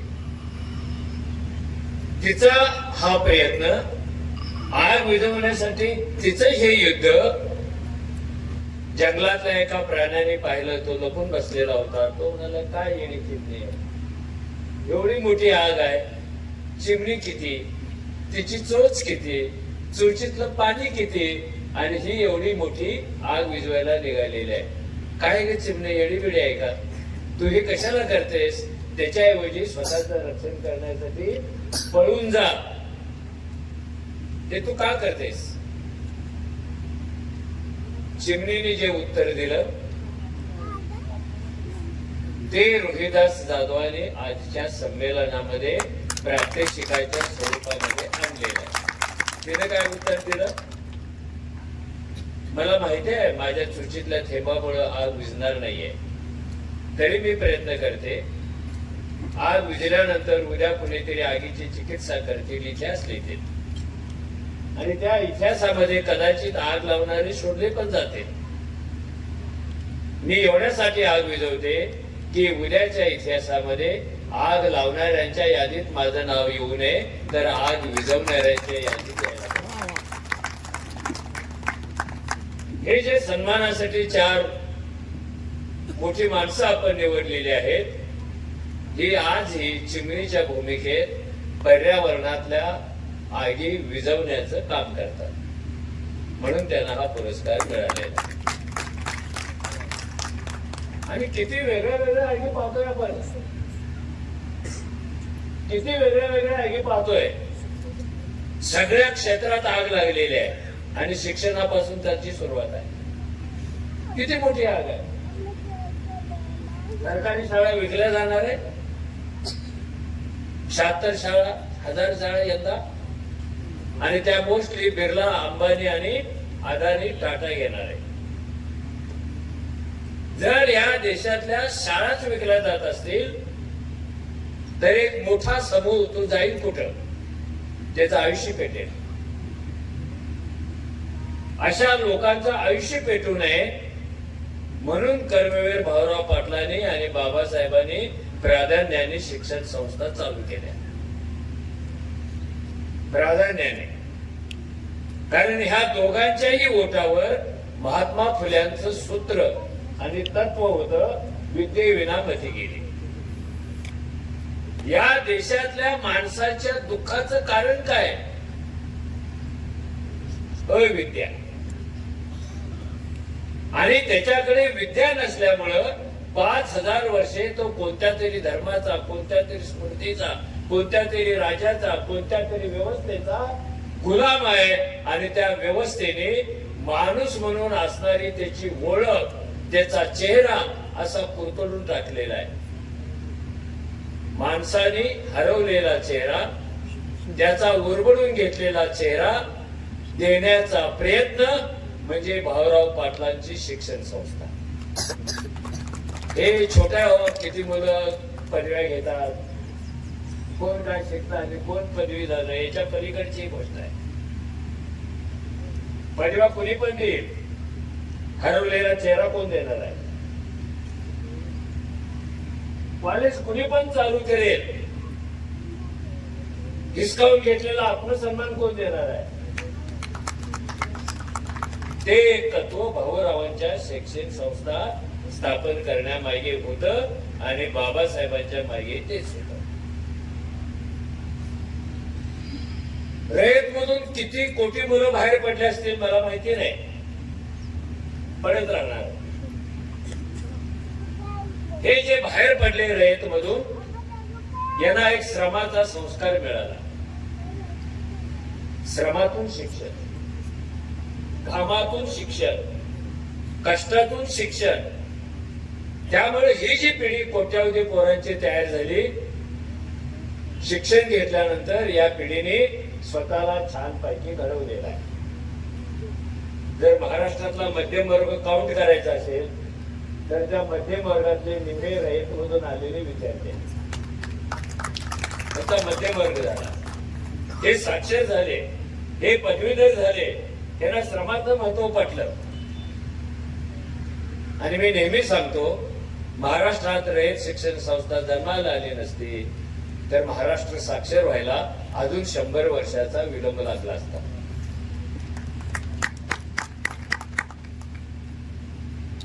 बाबासाहेबांच्या शिक्षण संस्थेने एक पाऊल पुढे टाकलं. पाटील साहेब, तुलनेचा चुकीचा अर्थ घ्यायचा नाहीये, हे मोठा आहे की तो मोठा आणि हा मोठा आहे की तो मोठा. तिथून पण पदवीधर बाहेर पडले, ते बाबासाहेबांच्या शिक्षण संस्थेतले होते. शिका, संघटित व्हा आणि संघर्ष करा, हे त्रिसूत्री घेण्यासाठी ते तिथे आले होते. रयत मधल्या विद्यार्थ्यांनी जर स्वतःला बदलला असेल संघर्ष करून करून, तर मिलिंद मधल्या विद्यार्थ्यांनी समाजाला बदललेला आहे संघर्ष करून करून. दोन्ही महत्वाच्या गोष्टी आहेत. स्वतःला पण बदलायला पाहिजे, समाज पण बदलला पाहिजे. आणि हे बदलाचं जे बारूद आहे महाराष्ट्रामध्ये, ते ह्या 2 शिक्षण संस्थांमध्ये मिळतं.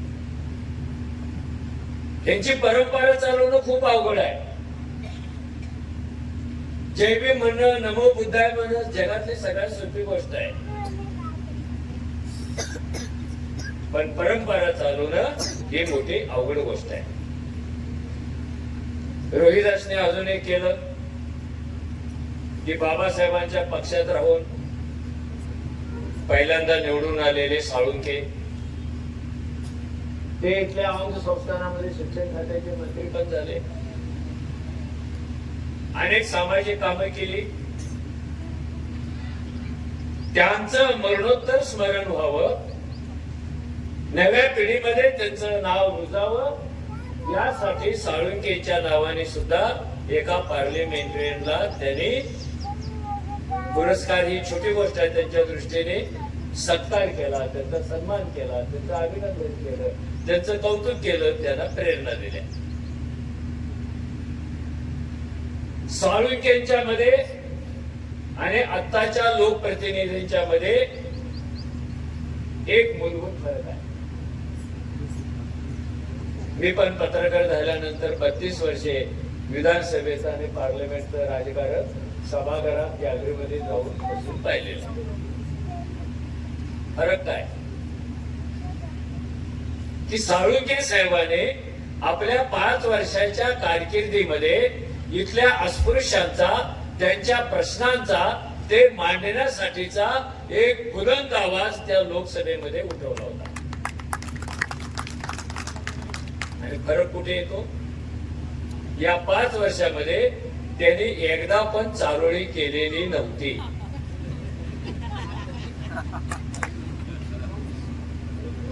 त्यांचा अभ्यास कोणी केला? रोहिदास नाही केले की चारोळी? त्यांनी चारोळी नाही केल्या. त्यांनी सभागृहात तोंड कधीही बंद केलं नाही. आपल्या संसदीय व्यवस्थेमध्ये एक मोठी गंमत आहे. तिथे निवडून जाणारे 70, 80, 90% सदस्य जे जनतेचा आवाज उठवण्यासाठी जातात, ते तिथे गेल्यानंतर सभागृहात फक्त 2च वेळा तोंड उघडतात. एकदा पाणी पिताना आणि एकदा आळस देतात. साळुंखे त्यातले नव्हते, म्हणून त्यांचं स्मरण महत्वाचं आहे. त्यांच्या समोर बाबासाहेबांचं संसदपटू म्हणून असलेलं जे एक चित्र होतं की संसदेचा वापर कशासाठी करायचा आहे, विधानसभा असेल किंवा लोकसभा असेल, तुम्हाला माहिती नाही तिथल्या एकेका मिनिटावर, सभागृहातल्या एकेका मिनिटावर पार्लमेंटच्या हजारो लाखो रुपये खर्च होतात. तुम्ही बोललं पाहिजे, तुम्ही सरकारला धाऱ्यावर ठेवलं पाहिजे, तुम्ही समाजाचं काही मांडलं पाहिजे, चारोळ्या करून पळत यायचं नाहीये. पण आपण जयभीमवाले, आपल्यालाच काही वाटत नाही ना. आपण म्हणतो हा कोमात गेला, तो कोमात गेला. आई शपथ, इथे बसलेले कोमात गेले. हे जर कोमात गेले नसते तर असे लोक निवडून कसे येतात? कसे येतात? तुम्ही भावनाप्रधान झाले, तुमच्या प्रायोरिटी बदलल्या. परभणीत संविधानाची विटंबना झाली नसती तर तुम्ही कोणत्या प्रश्नावर मोर्चा काढला असता? काढला असता का मोर्चा? अरे महागाईनं पेटून दिले तुम्हाला, मोर्चा नाही आहे. शिक्षण तुमच्या हातातून निसटायला लागलंय, मोर्चा नाहीये. शिक्षणामध्ये म्हणू येतो मुक्त विद्यापीठाच्या 12 वर्षे मुक्काम करतो, मोर्चा नाहीये. MBBSच्या पोरांना यज्ञ करून मुलं कशी जन्माला घालायची, पुत्र कामेष्टी यज्ञ शिकवतात, तुमचा मोर्चा नाहीच आहे. कोण काढतो मोर्चा? हे मोर्चाचे विषय नाही आहेत. बाबासाहेबांनी जे संविधान आपल्याला अर्पण केलं आणि त्या संविधानाने एक गोष्ट केली की या देशात मातीखाली आणि वर जे जे कणाकणाने मनामनाने विखुरलेला आहे त्याचा मालक इथला फाटका तुटका माणूस आहे. हे वेलफेअर स्टेट आहे, हे लोकांच्या मालकीचं स्टेट आहे. कुणी कधी विचार केला की या देशामध्ये गेल्या 15 वर्षात आपल्या मालकीचं काय राहिले? काढला मोर्चा? नाही काढला. भावनाप्रधान समाज प्रतीक पूजणारा समाज, चिन्हांकित होणारा समाज कोणताही बदल घडवू शकत नाही.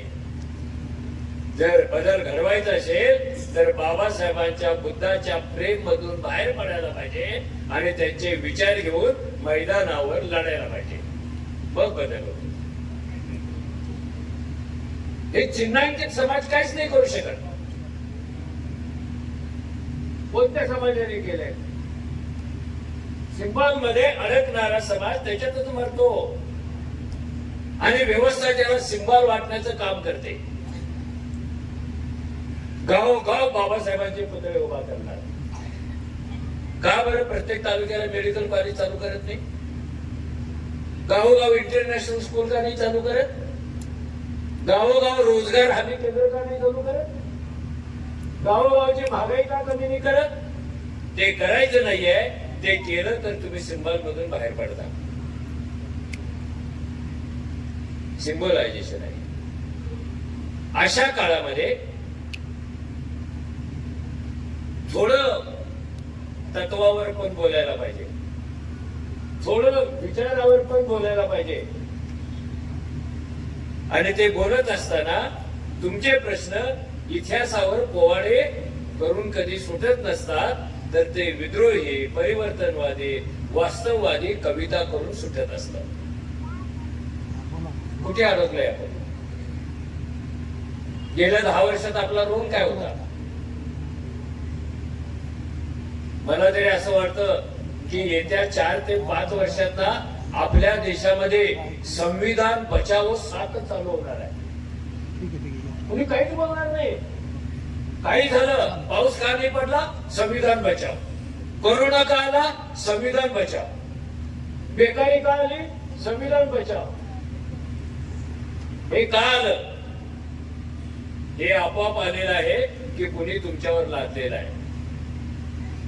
सगळे उद्योग सोडायचे आणि सगळे ताकद संविधान वाचवा. हे का आलं? आपोआप आलंय का? ही कोणती तरी व्यवस्था आहे, अदृश्य व्यवस्था, ती तुम्हाला दुसऱ्या कामामध्ये गुंतवून ठेवणार आहे.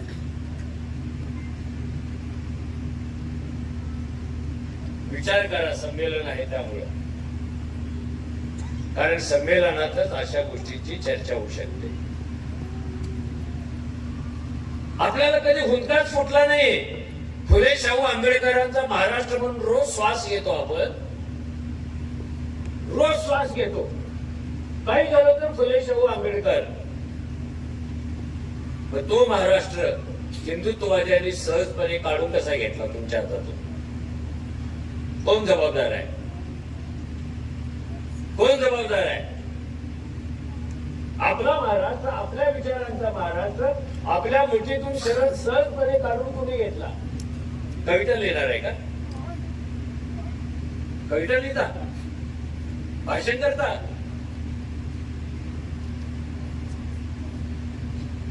ही काय भीमाची लेकरं नव्हे गड्या. भीमाच्या लेकरांनी शपथ घेतलेली असते नवा समाज तयार करण्याची, नवा माणूस तयार करण्याची आणि घटनेच्या संकोच करणाऱ्यांची खुलेआम लढण्याची तयारी घेतलेली असते. चाललो कुठे आपण? अरे तुम्हाला असं का वाटलं नाही? बांगलादेशातल्या हिंदूंना पण त्रास देऊ नये, पाकिस्तान मधल्या पण देऊ नये, पण भारतातल्या पण देऊ नये ना. तो शरद सांगत होता त्याचा आकडा छोटा आहे, तर म्हणजे त्याचा आकडा मोठा पाहिजे होता. भारतामध्ये क्राईम ब्युरोच्या रेकॉर्डला नुसार दर 24 तासाला दर 5 दलित महिलांची विटंबना होते. मोर्चा काढतो. रोज 3 दलितांची हत्या होते जातीवादावरून. मोर्चा काढलाय कुणी? रोजगार नाही म्हणून आत्महत्या करणारे याच समाजात आहेत. आणि ही हत्या आज नाही होत. मनुस्मृती अस्तित्वात आल्यापासून रोज हत्या होते. आणि 11 आश्वासनं देणारा तो नागपूरचा बुवा किंवा दिल्लीतला बुवा असं एकदाही आश्वासन देत नाही की आम्ही मनुस्मृती फेकून देऊ. कधी दिलं आश्वासन? आम्ही जाती व्यवस्था खलास करू, कधी दिलं आश्वासन? उलट ते काय सांगतात, इथल्या सगळ्यांचा डीएनए सारखाच आहे. कसा असेल सारखा? जे खैबर खिंडीतून आले आणि जे मूल निवासी आहेत त्यांचा डीएनए सारखा कसे असतील? नेताजी कसा सारखा असणार आहे? पण गंमत अशी आहे की जे बाहेरून आले त्यांनी त्यांच्या नंतरून बाहेर आलेल्या लोकांना हे उपरे म्हणून सांगायला सुरुवात केली. खायला इथे आपण वगळलं ना सगळेच उपरे आहेत.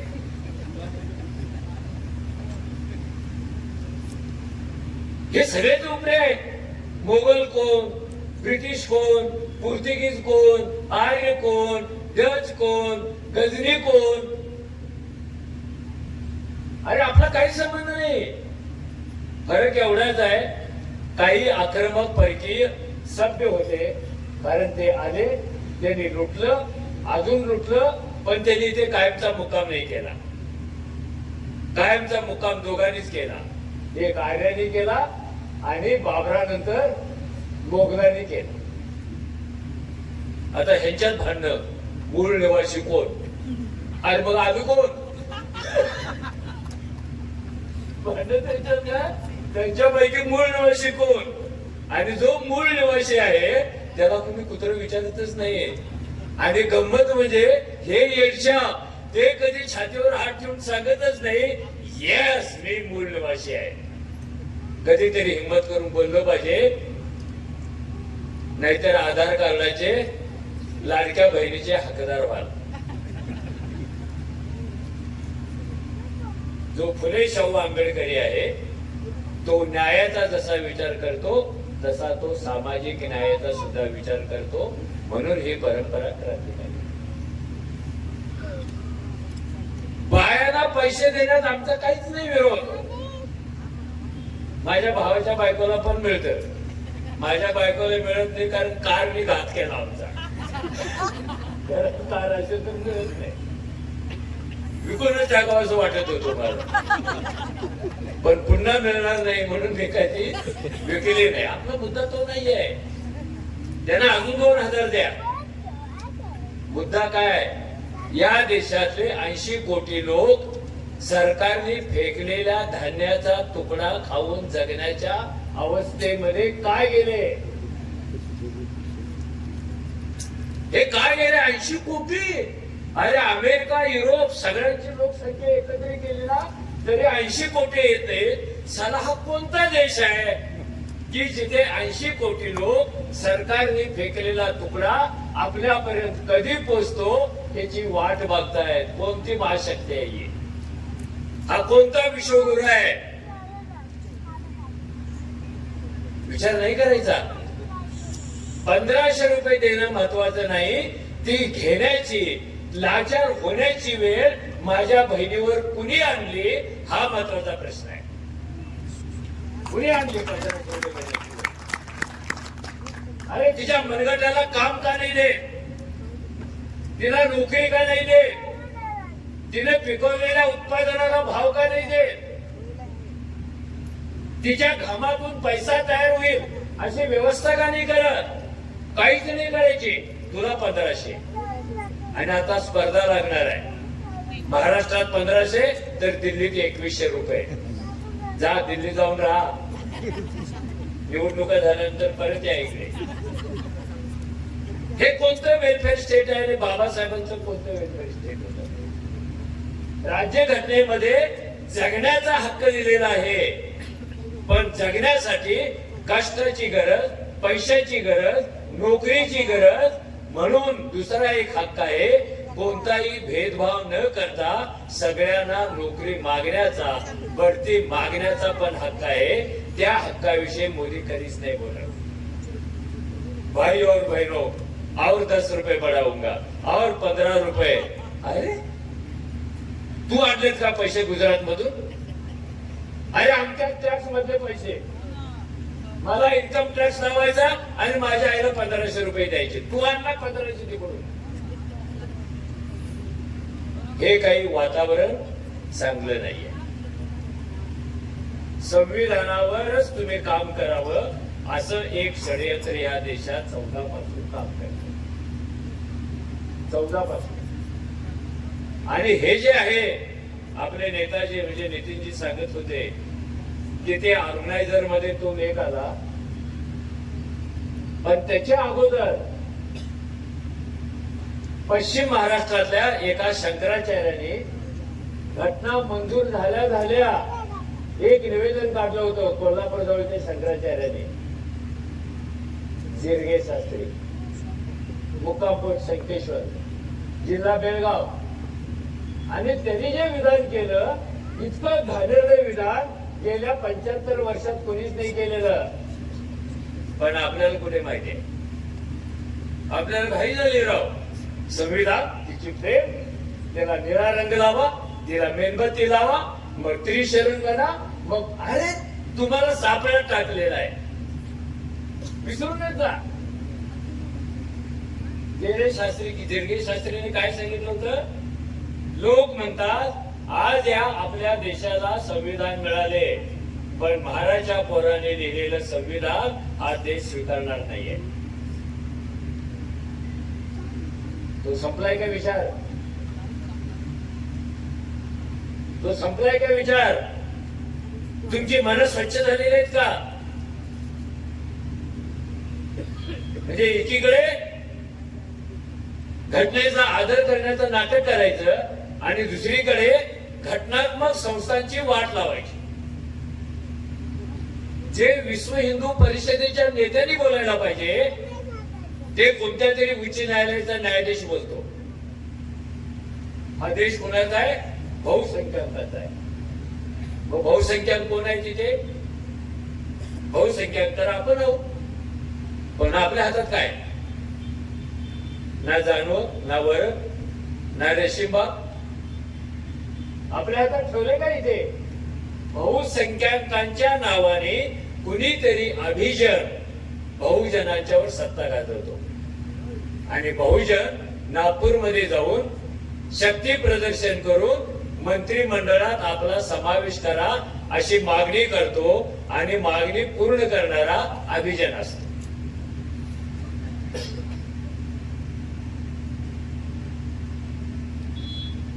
हे घटनेवरचे हल्ले दृश्य आणि अदृश्य स्वरूपामध्ये वाढत जाणार आहे. कारण 20,024 ला त्यांना हे हिंदू राष्ट्र करायचं अशी घोषणाच त्यांनी केलेली आहे. पण हे एवढं सोपं पण नाहीये. हे एवढं सोपं पण नाहीये. कारण ही घटना काही कटपेस्ट नाहीये. कटपेस्ट असती तर सोपं झालं असतं. हा का पीएचडीचा थेसिस आहे का कटपेस्ट केलेला? म्हणजे रागू नका, ते पीएचडी झाले ते व्यवस्थेने ते पण सोपे केलं. पीएचडी सारखी सोपी गोष्ट कोणतीच नाही आता. Cut paste. Our constitution is not having with formula of cut paste. त्यातल्या एकेका कलमावर रात्रंदिवस डिबेट झालेले आहे. हे आपण म्हणतो प्रियांबल वर किती डिबेट झालेले आहेत. काय काय डिलीट केलं, काय काय घातलं, मूळ प्रियांबल लिहिलं कोणी, ते एवढ्या शब्दाचं झालं कसं?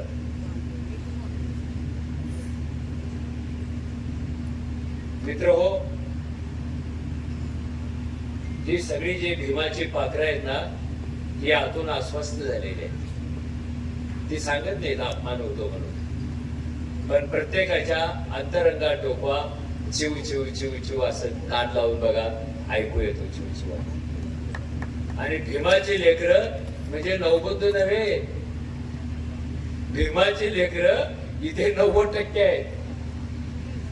आपण लगेच जात चिकटवतो त्याला. हे महार लोक भीमाची लेकरं, फार फार माग. आपण कुठे भीमाची लेकरं? हे अस्वस्थ झालेले आहेत. आतून दाखवत नाही ते अस्वस्थता, पण अस्वस्थ आहे.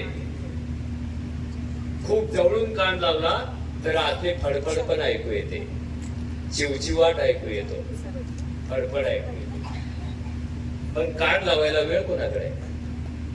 सगळे सोशल मीडियावर अडकलेले. सोशल मीडियाला मी विरोध नाही करत, मी त्याचा खूप मोठा समर्थक आहे. माझा आग्रह काय, सोशल मीडिया कशासाठी वापरायचा आणि कशासाठी नाही वापरायचा ह्याचा विवेक आपण गमावून बसलेलो आहोत. मेरी गाडी देख, मेरी बॉडी देख, मेरा कुत्ता देख, ह्याच्यासाठी आहे का सोशल मीडिया? काय परभणीतल्या घटनेमागचं कारण शोधण्यासाठी आहे. मेरी लेडी देख, मेरा बर्थडे देख, हे जे चाललेलं आहे भीमाच्या पाकरांच्या काळजामधला चहचहाट ऐकू येते कोणाला. शबान आझमीच्या वडिलांनी 100 वर्षापूर्वी 4 ओळी लिहिलेल्या होत्या. त्यातल्या 2च ओळी मला पाठ आहेत, त्या तुम्ही सगळे लक्षात ठेवा. यूं ही परिंदों ने चहचहाट ना किया होगा. परिंदे म्हणजे कोण? पक्षी, छोटे पक्षी. यूं ही परिंदों ने चहचहाट ना किया होगा. ह्या जंगलातल्या पक्ष्यांनी विनाकारण चिव चिव चिव केलं नसणार. जर काय चिवचिवाट केला असेल, यूं ही परिंदों ने चहचहाट ना किया होगा, जंगल की ओर शहर से कोई आता होगा. थोड़ा बदल करा, संविधान की ओर कोई असंविधान वाला आता होगा. हे बात आहे. आणि तुम्ही काही झालं तरी तुमच्याकडची सगळी लढणारी शस्त्र नवीन व्यवस्था हळे हळे काढून घेते आहे. तुमच्याकडे एकच शस्त्र उरलेलं आहे जे कुणी घेऊ शकत नाही, आणि ज्या शस्त्रामध्ये समग्र क्रांती करण्याची ताकद आहे ते शस्त्र म्हणजे फक्त आणि फक्त संविधान आहे. So think serious. ह्या सगळ्या चळवळीत काम करणारी माणसं इथे आली. मिरिक कॉलेज आलं, रयत संस्था आली, तुमच्या गावातलं हायस्कूल आलं नाही का, आणि महाराष्ट्राला साक्षरतेचे डोळे देणारे ती परंपरा जाणवले पाटील साहेब आले. मी खूप भाग्यशाली आहे, कारण मी त्यांना भेटण्याची संधी मला अनेकदा मिळाली. आणि जेव्हा मी त्यांच्या हातात हात देतो तेव्हा मला वाटतं की उत्तम कांबळेचा हात अनिल पाटलांच्या हातात नाहीये, तो भाऊराव पाटलांच्याच हातात आहे. पण सगळ्यात मोठं लाभार्थी मी पण आहे. जेव्हा जेव्हा मी औरंगाबादला जातो मिलिंद कॉलेजच्या आजूबाजूने, तर मला काय अजून तिथे भाषण करायला बोलवलेलं नाही. का बोलवलेलं नाही कारण मला माहिती नाही. पण त्या रस्त्यावरून जाताना मॅडम असं काहीतरी कागदामध्ये असेच स्फुरण चढायला लागतं. सर त्या मातीमध्ये काहीतरी शब्द आहे, खाली वाकावं, मुठभर माती घ्यावी, कपाळाला अशी लावावी आणि जय भीम म्हणत तिथून बाहेर पडावं.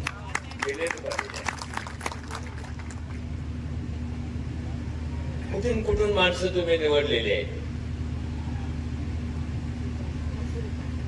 फुले शाहू आंबेडकर विचार मंथनासाठी कुठून कुठून लढवलेले आहेत. आणि ही माणसं आमचे नेताजी नितीन भाऊ, मी मगाशी काय सांगितलं, चारोळी करणारे लोक सभागृहात जातात आणि चारोळी परवानगी न काढता वाचतात.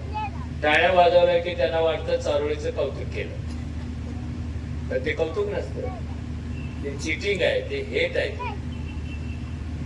चला बजेटवर चर्चा चालू आहे, फॉरेन अफेअर्सवर चर्चा चालू आहे, बाबरी मशीदवर चर्चा चालू आहे, अजून कुठला चर्चा चालू आहे, तुम्ही चालू म्हणता. हे एक असे नेते आहेत की न बोलणाऱ्या सगळ्या खासदार आमदारांचा कोटा एकट्या नितीन राऊतांनी पूर्ण केलेला आहे. तुम्ही बोलत नाही का? बॅकलाच असतो का? मी बोलतो आणि मुद्दा घेऊन आपल्या प्रत्येक पोर्टफोलिओ मध्ये बाबासाहेबांच्या विचाराचा, त्यांच्या कर्तृत्वाचा शिक्का बसेल अशी एक खूण त्यांनी सोडलेली आहे. त्यांच्या राजकीय कारकिर्दीवर तुम्ही नजर टाकली तरी अशा अनेक सुंदर खुणा आपल्याला पाहायला मिळतात. आणि नुकत्याच झालेल्या निवडणुकीमध्ये रेशीम बागची सावली असणाऱ्या नागपूरमधून पुन्हा निवडून येणं ही काही तोट्याची गोष्ट नव्हती, ते निवडून आले.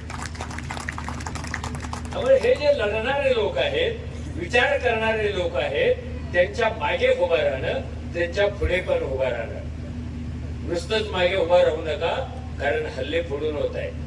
कुणी कितीही सांगितलं भिवू नको, तुझ्या मागे उभा आहे, ऐकू नका, हल्ला फोडून येतो. म्हणून रोहिदास कुठे गेला? तो रोहिदास जेवायला गेला.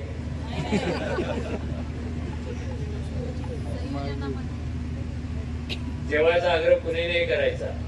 रात्री घरी गेल्यानंतर ज्यांना आत्मकथन लिहायचं आहे 4 वर्षांनी, त्याने एका डायरीत एका पानावर लिहा, आज संमेलनामुळे जेवायला 2 तास उशिरा झाला. आणि 4 वर्षांनी तुम्हाला पुरोगामी समजतील, तुम्हाला क्रांतिकारी बंडखोर समजतील. जेवण सोडून त्याने हे ऐकलं. हे ऐकायला पाहिजे. म्हणून ही जी पक्षांची फडफडाट प्रत्येक झाडावर चालू आहे, प्रत्येक घरात चालू आहे, प्रत्येक मनात चालू आहे, आणि त्याला उत्तर कुणी काही म्हटलं तर फुले शाहू आंबेडकरी विचार हेच उत्तर आहे. तुम्ही हिंदुस्थान नाव दिलं देशाला, फुल्यांनी काय वर्णन केलं होतं? फुल्यांनी देश म्हटलं होता का? पण वाचतच नाही, लोकमाय आहे. कारण कोणतंही राष्ट्र, जे फुल्यांनी सांगितलं होतं, जे बाबासाहेबांनी सांगितलं होतं, राष्ट्र हे कोणत्या महापुरुषाच्या आंदोलनात जन्माला येत नाही, तर ते सामान्य माणसांच्या स्वप्नात जन्माला येतं. आणि महापुरुष त्या स्वप्नाला आकार देतात, पंख देतात, लढायचं बळ देतात. आपल्याबरोबर प्राध्यापक शरदजी गायकवाड आहेत. आपण त्यांना विचारू की आता जो परभणीमध्ये आपल्या समाजावर हल्ला चाललेला आहे त्याच्याबद्दल आपलं काय म्हणणं आहे? जो परभणीमध्ये जे चाललेलं आहे कोमिंग ऑपरेशन, त्याच्याबद्दल आपलं काय म्हणणं आहे? परभणी घटनेचा तमाम भारतीयांनी निषेध करावा तेवढा थोडा आहे. वाघाच्या जबड्यात घालून हात मोजितो दात, ती भीमाची अवलाद आहे. आणि अशा क्रांतिकारक भीमा कोरेगाव घडवलेल्या, देश घडवलेल्या, स्वराज्य घडवलेल्या, पेशवाईला धूळ चारलेल्या आणि देशाला संविधान देणाऱ्या बापाच्या लेकरांच्यावर हात उचलणं, पोलिसांच्या वेशात सैतान वावरतायत का काय, अशा पद्धतीनं जो अन्याय अत्याचार चालू आहे माता भगिनींच्यावर, आणि एकेकाला धरून 4-4, 5-5 जण मारतात, हे दृश्य मन हेलावून टाकणार आहे. सरकारचं डोकं ठिकाणावर आहे का? किंवा यांचा बोलवता धनी कोण आहे? काल परवा तुम्ही निवडून येता, ज्यांच्या मतावर निवडून येता त्यांच्यावरच अन्याय अत्याचार करता. दुबळ्यांच्यावर सरकारी वर्दीत तुम्ही अत्याचार करणं हे या महाराष्ट्र कदापि सहन करणार नाही. आणि याचा करावा तेवढा निषेध हा कमीच आहे. या घटनेचा मी या साहित्य संमेलनाचा अध्यक्ष या नात्यानं डॉक्टर शरद गायकवाड जाहीर आपला निषेध करतो. आणि हे जर त्वरित थांबलं नाही कोम्बिंग ऑपरेशन, तर कदाचित पुन्हा एकदा महाराष्ट्र पेटेल. आणि आम्ही अहिंसेचे उपासक आहोत. भारतीय लोकशाही, संविधान आणि अहिंसेच्या मार्गानं, न्याय मार्गानं आम्ही आंदोलन करत राहू, एवढीच ग्वाही या निमित्तानं देतो. अशी घटना या महाराष्ट्राला काळीमा फासणारी आहे, मानवतेला काळीमा फासणारी आहे. हा कदाचित तुमचा अजेंडा असेल की निवडणुका झाल्या, राज्य आमच्या ताब्यात आलं, देश आमच्या ताब्यात आला, आम्ही करू तो कायदा, तर हे चालणार नाही, फार काळ टिकत नाही. आतापर्यंत या देशाचा इतिहास आहे. कारण ज्यांनी देश घडवलेला आहे त्यांच्यावर हात उचलणं, त्यांना कोम्बिंग करून मारणं हे माणुसकीला काळीमा फासणार आहे. या घटनेचा जाहीर निषेध. मी प्राचार्य डॉक्टर वैशाली प्रधान मिलिंद महाविद्यालय परभणीमध्ये हा जो काही प्रकार झालेला आहे समाजकंटकाकडनं संविधानाची नासधूस करणे किंवा संविधानाला इजा पोहोचणे, हा अतिशय गंभीर गुन्हा आहे आणि शासनाने, प्रशासनाने त्याची गंभीर दखल घेतली पाहिजे. तसंच मला एक भीती असं वाटते की संविधानाच्या ह्या अशा कृती ज्यांनी केलेली आहे, हे मानसिकता आहे, एका व्यक्तीचं काम आहे, हे समूहाचं काम आहे, कुठल्या पक्षाचं काम आहे हे आम्हाला माहित नाही. परंतु ज्यांनी कोणी हे केलेलं आहे हे फार नीच पातळीचं काम केलेलं आहे. वैचारिक लढाई ही लढली पाहिजे. अशा पद्धतीने काही कृत्य करून काही साध्य होणार नाही, कारण की भारताचे संविधान हे सगळ्यात श्रेष्ठ आणि स्ट्रॉंग संविधान आहे. ह्या देशाचं संविधान बघून इतर देशांनी संविधान निर्माण झालेलं आहे. त्याच्यामुळे हे संविधान तकलादू नये अशी कृती करून समाजामध्ये तेढ निर्माण करायचं काम जर कोणी करत असेल तर त्यांनी हे केलं, हे थांबवलं पाहिजे.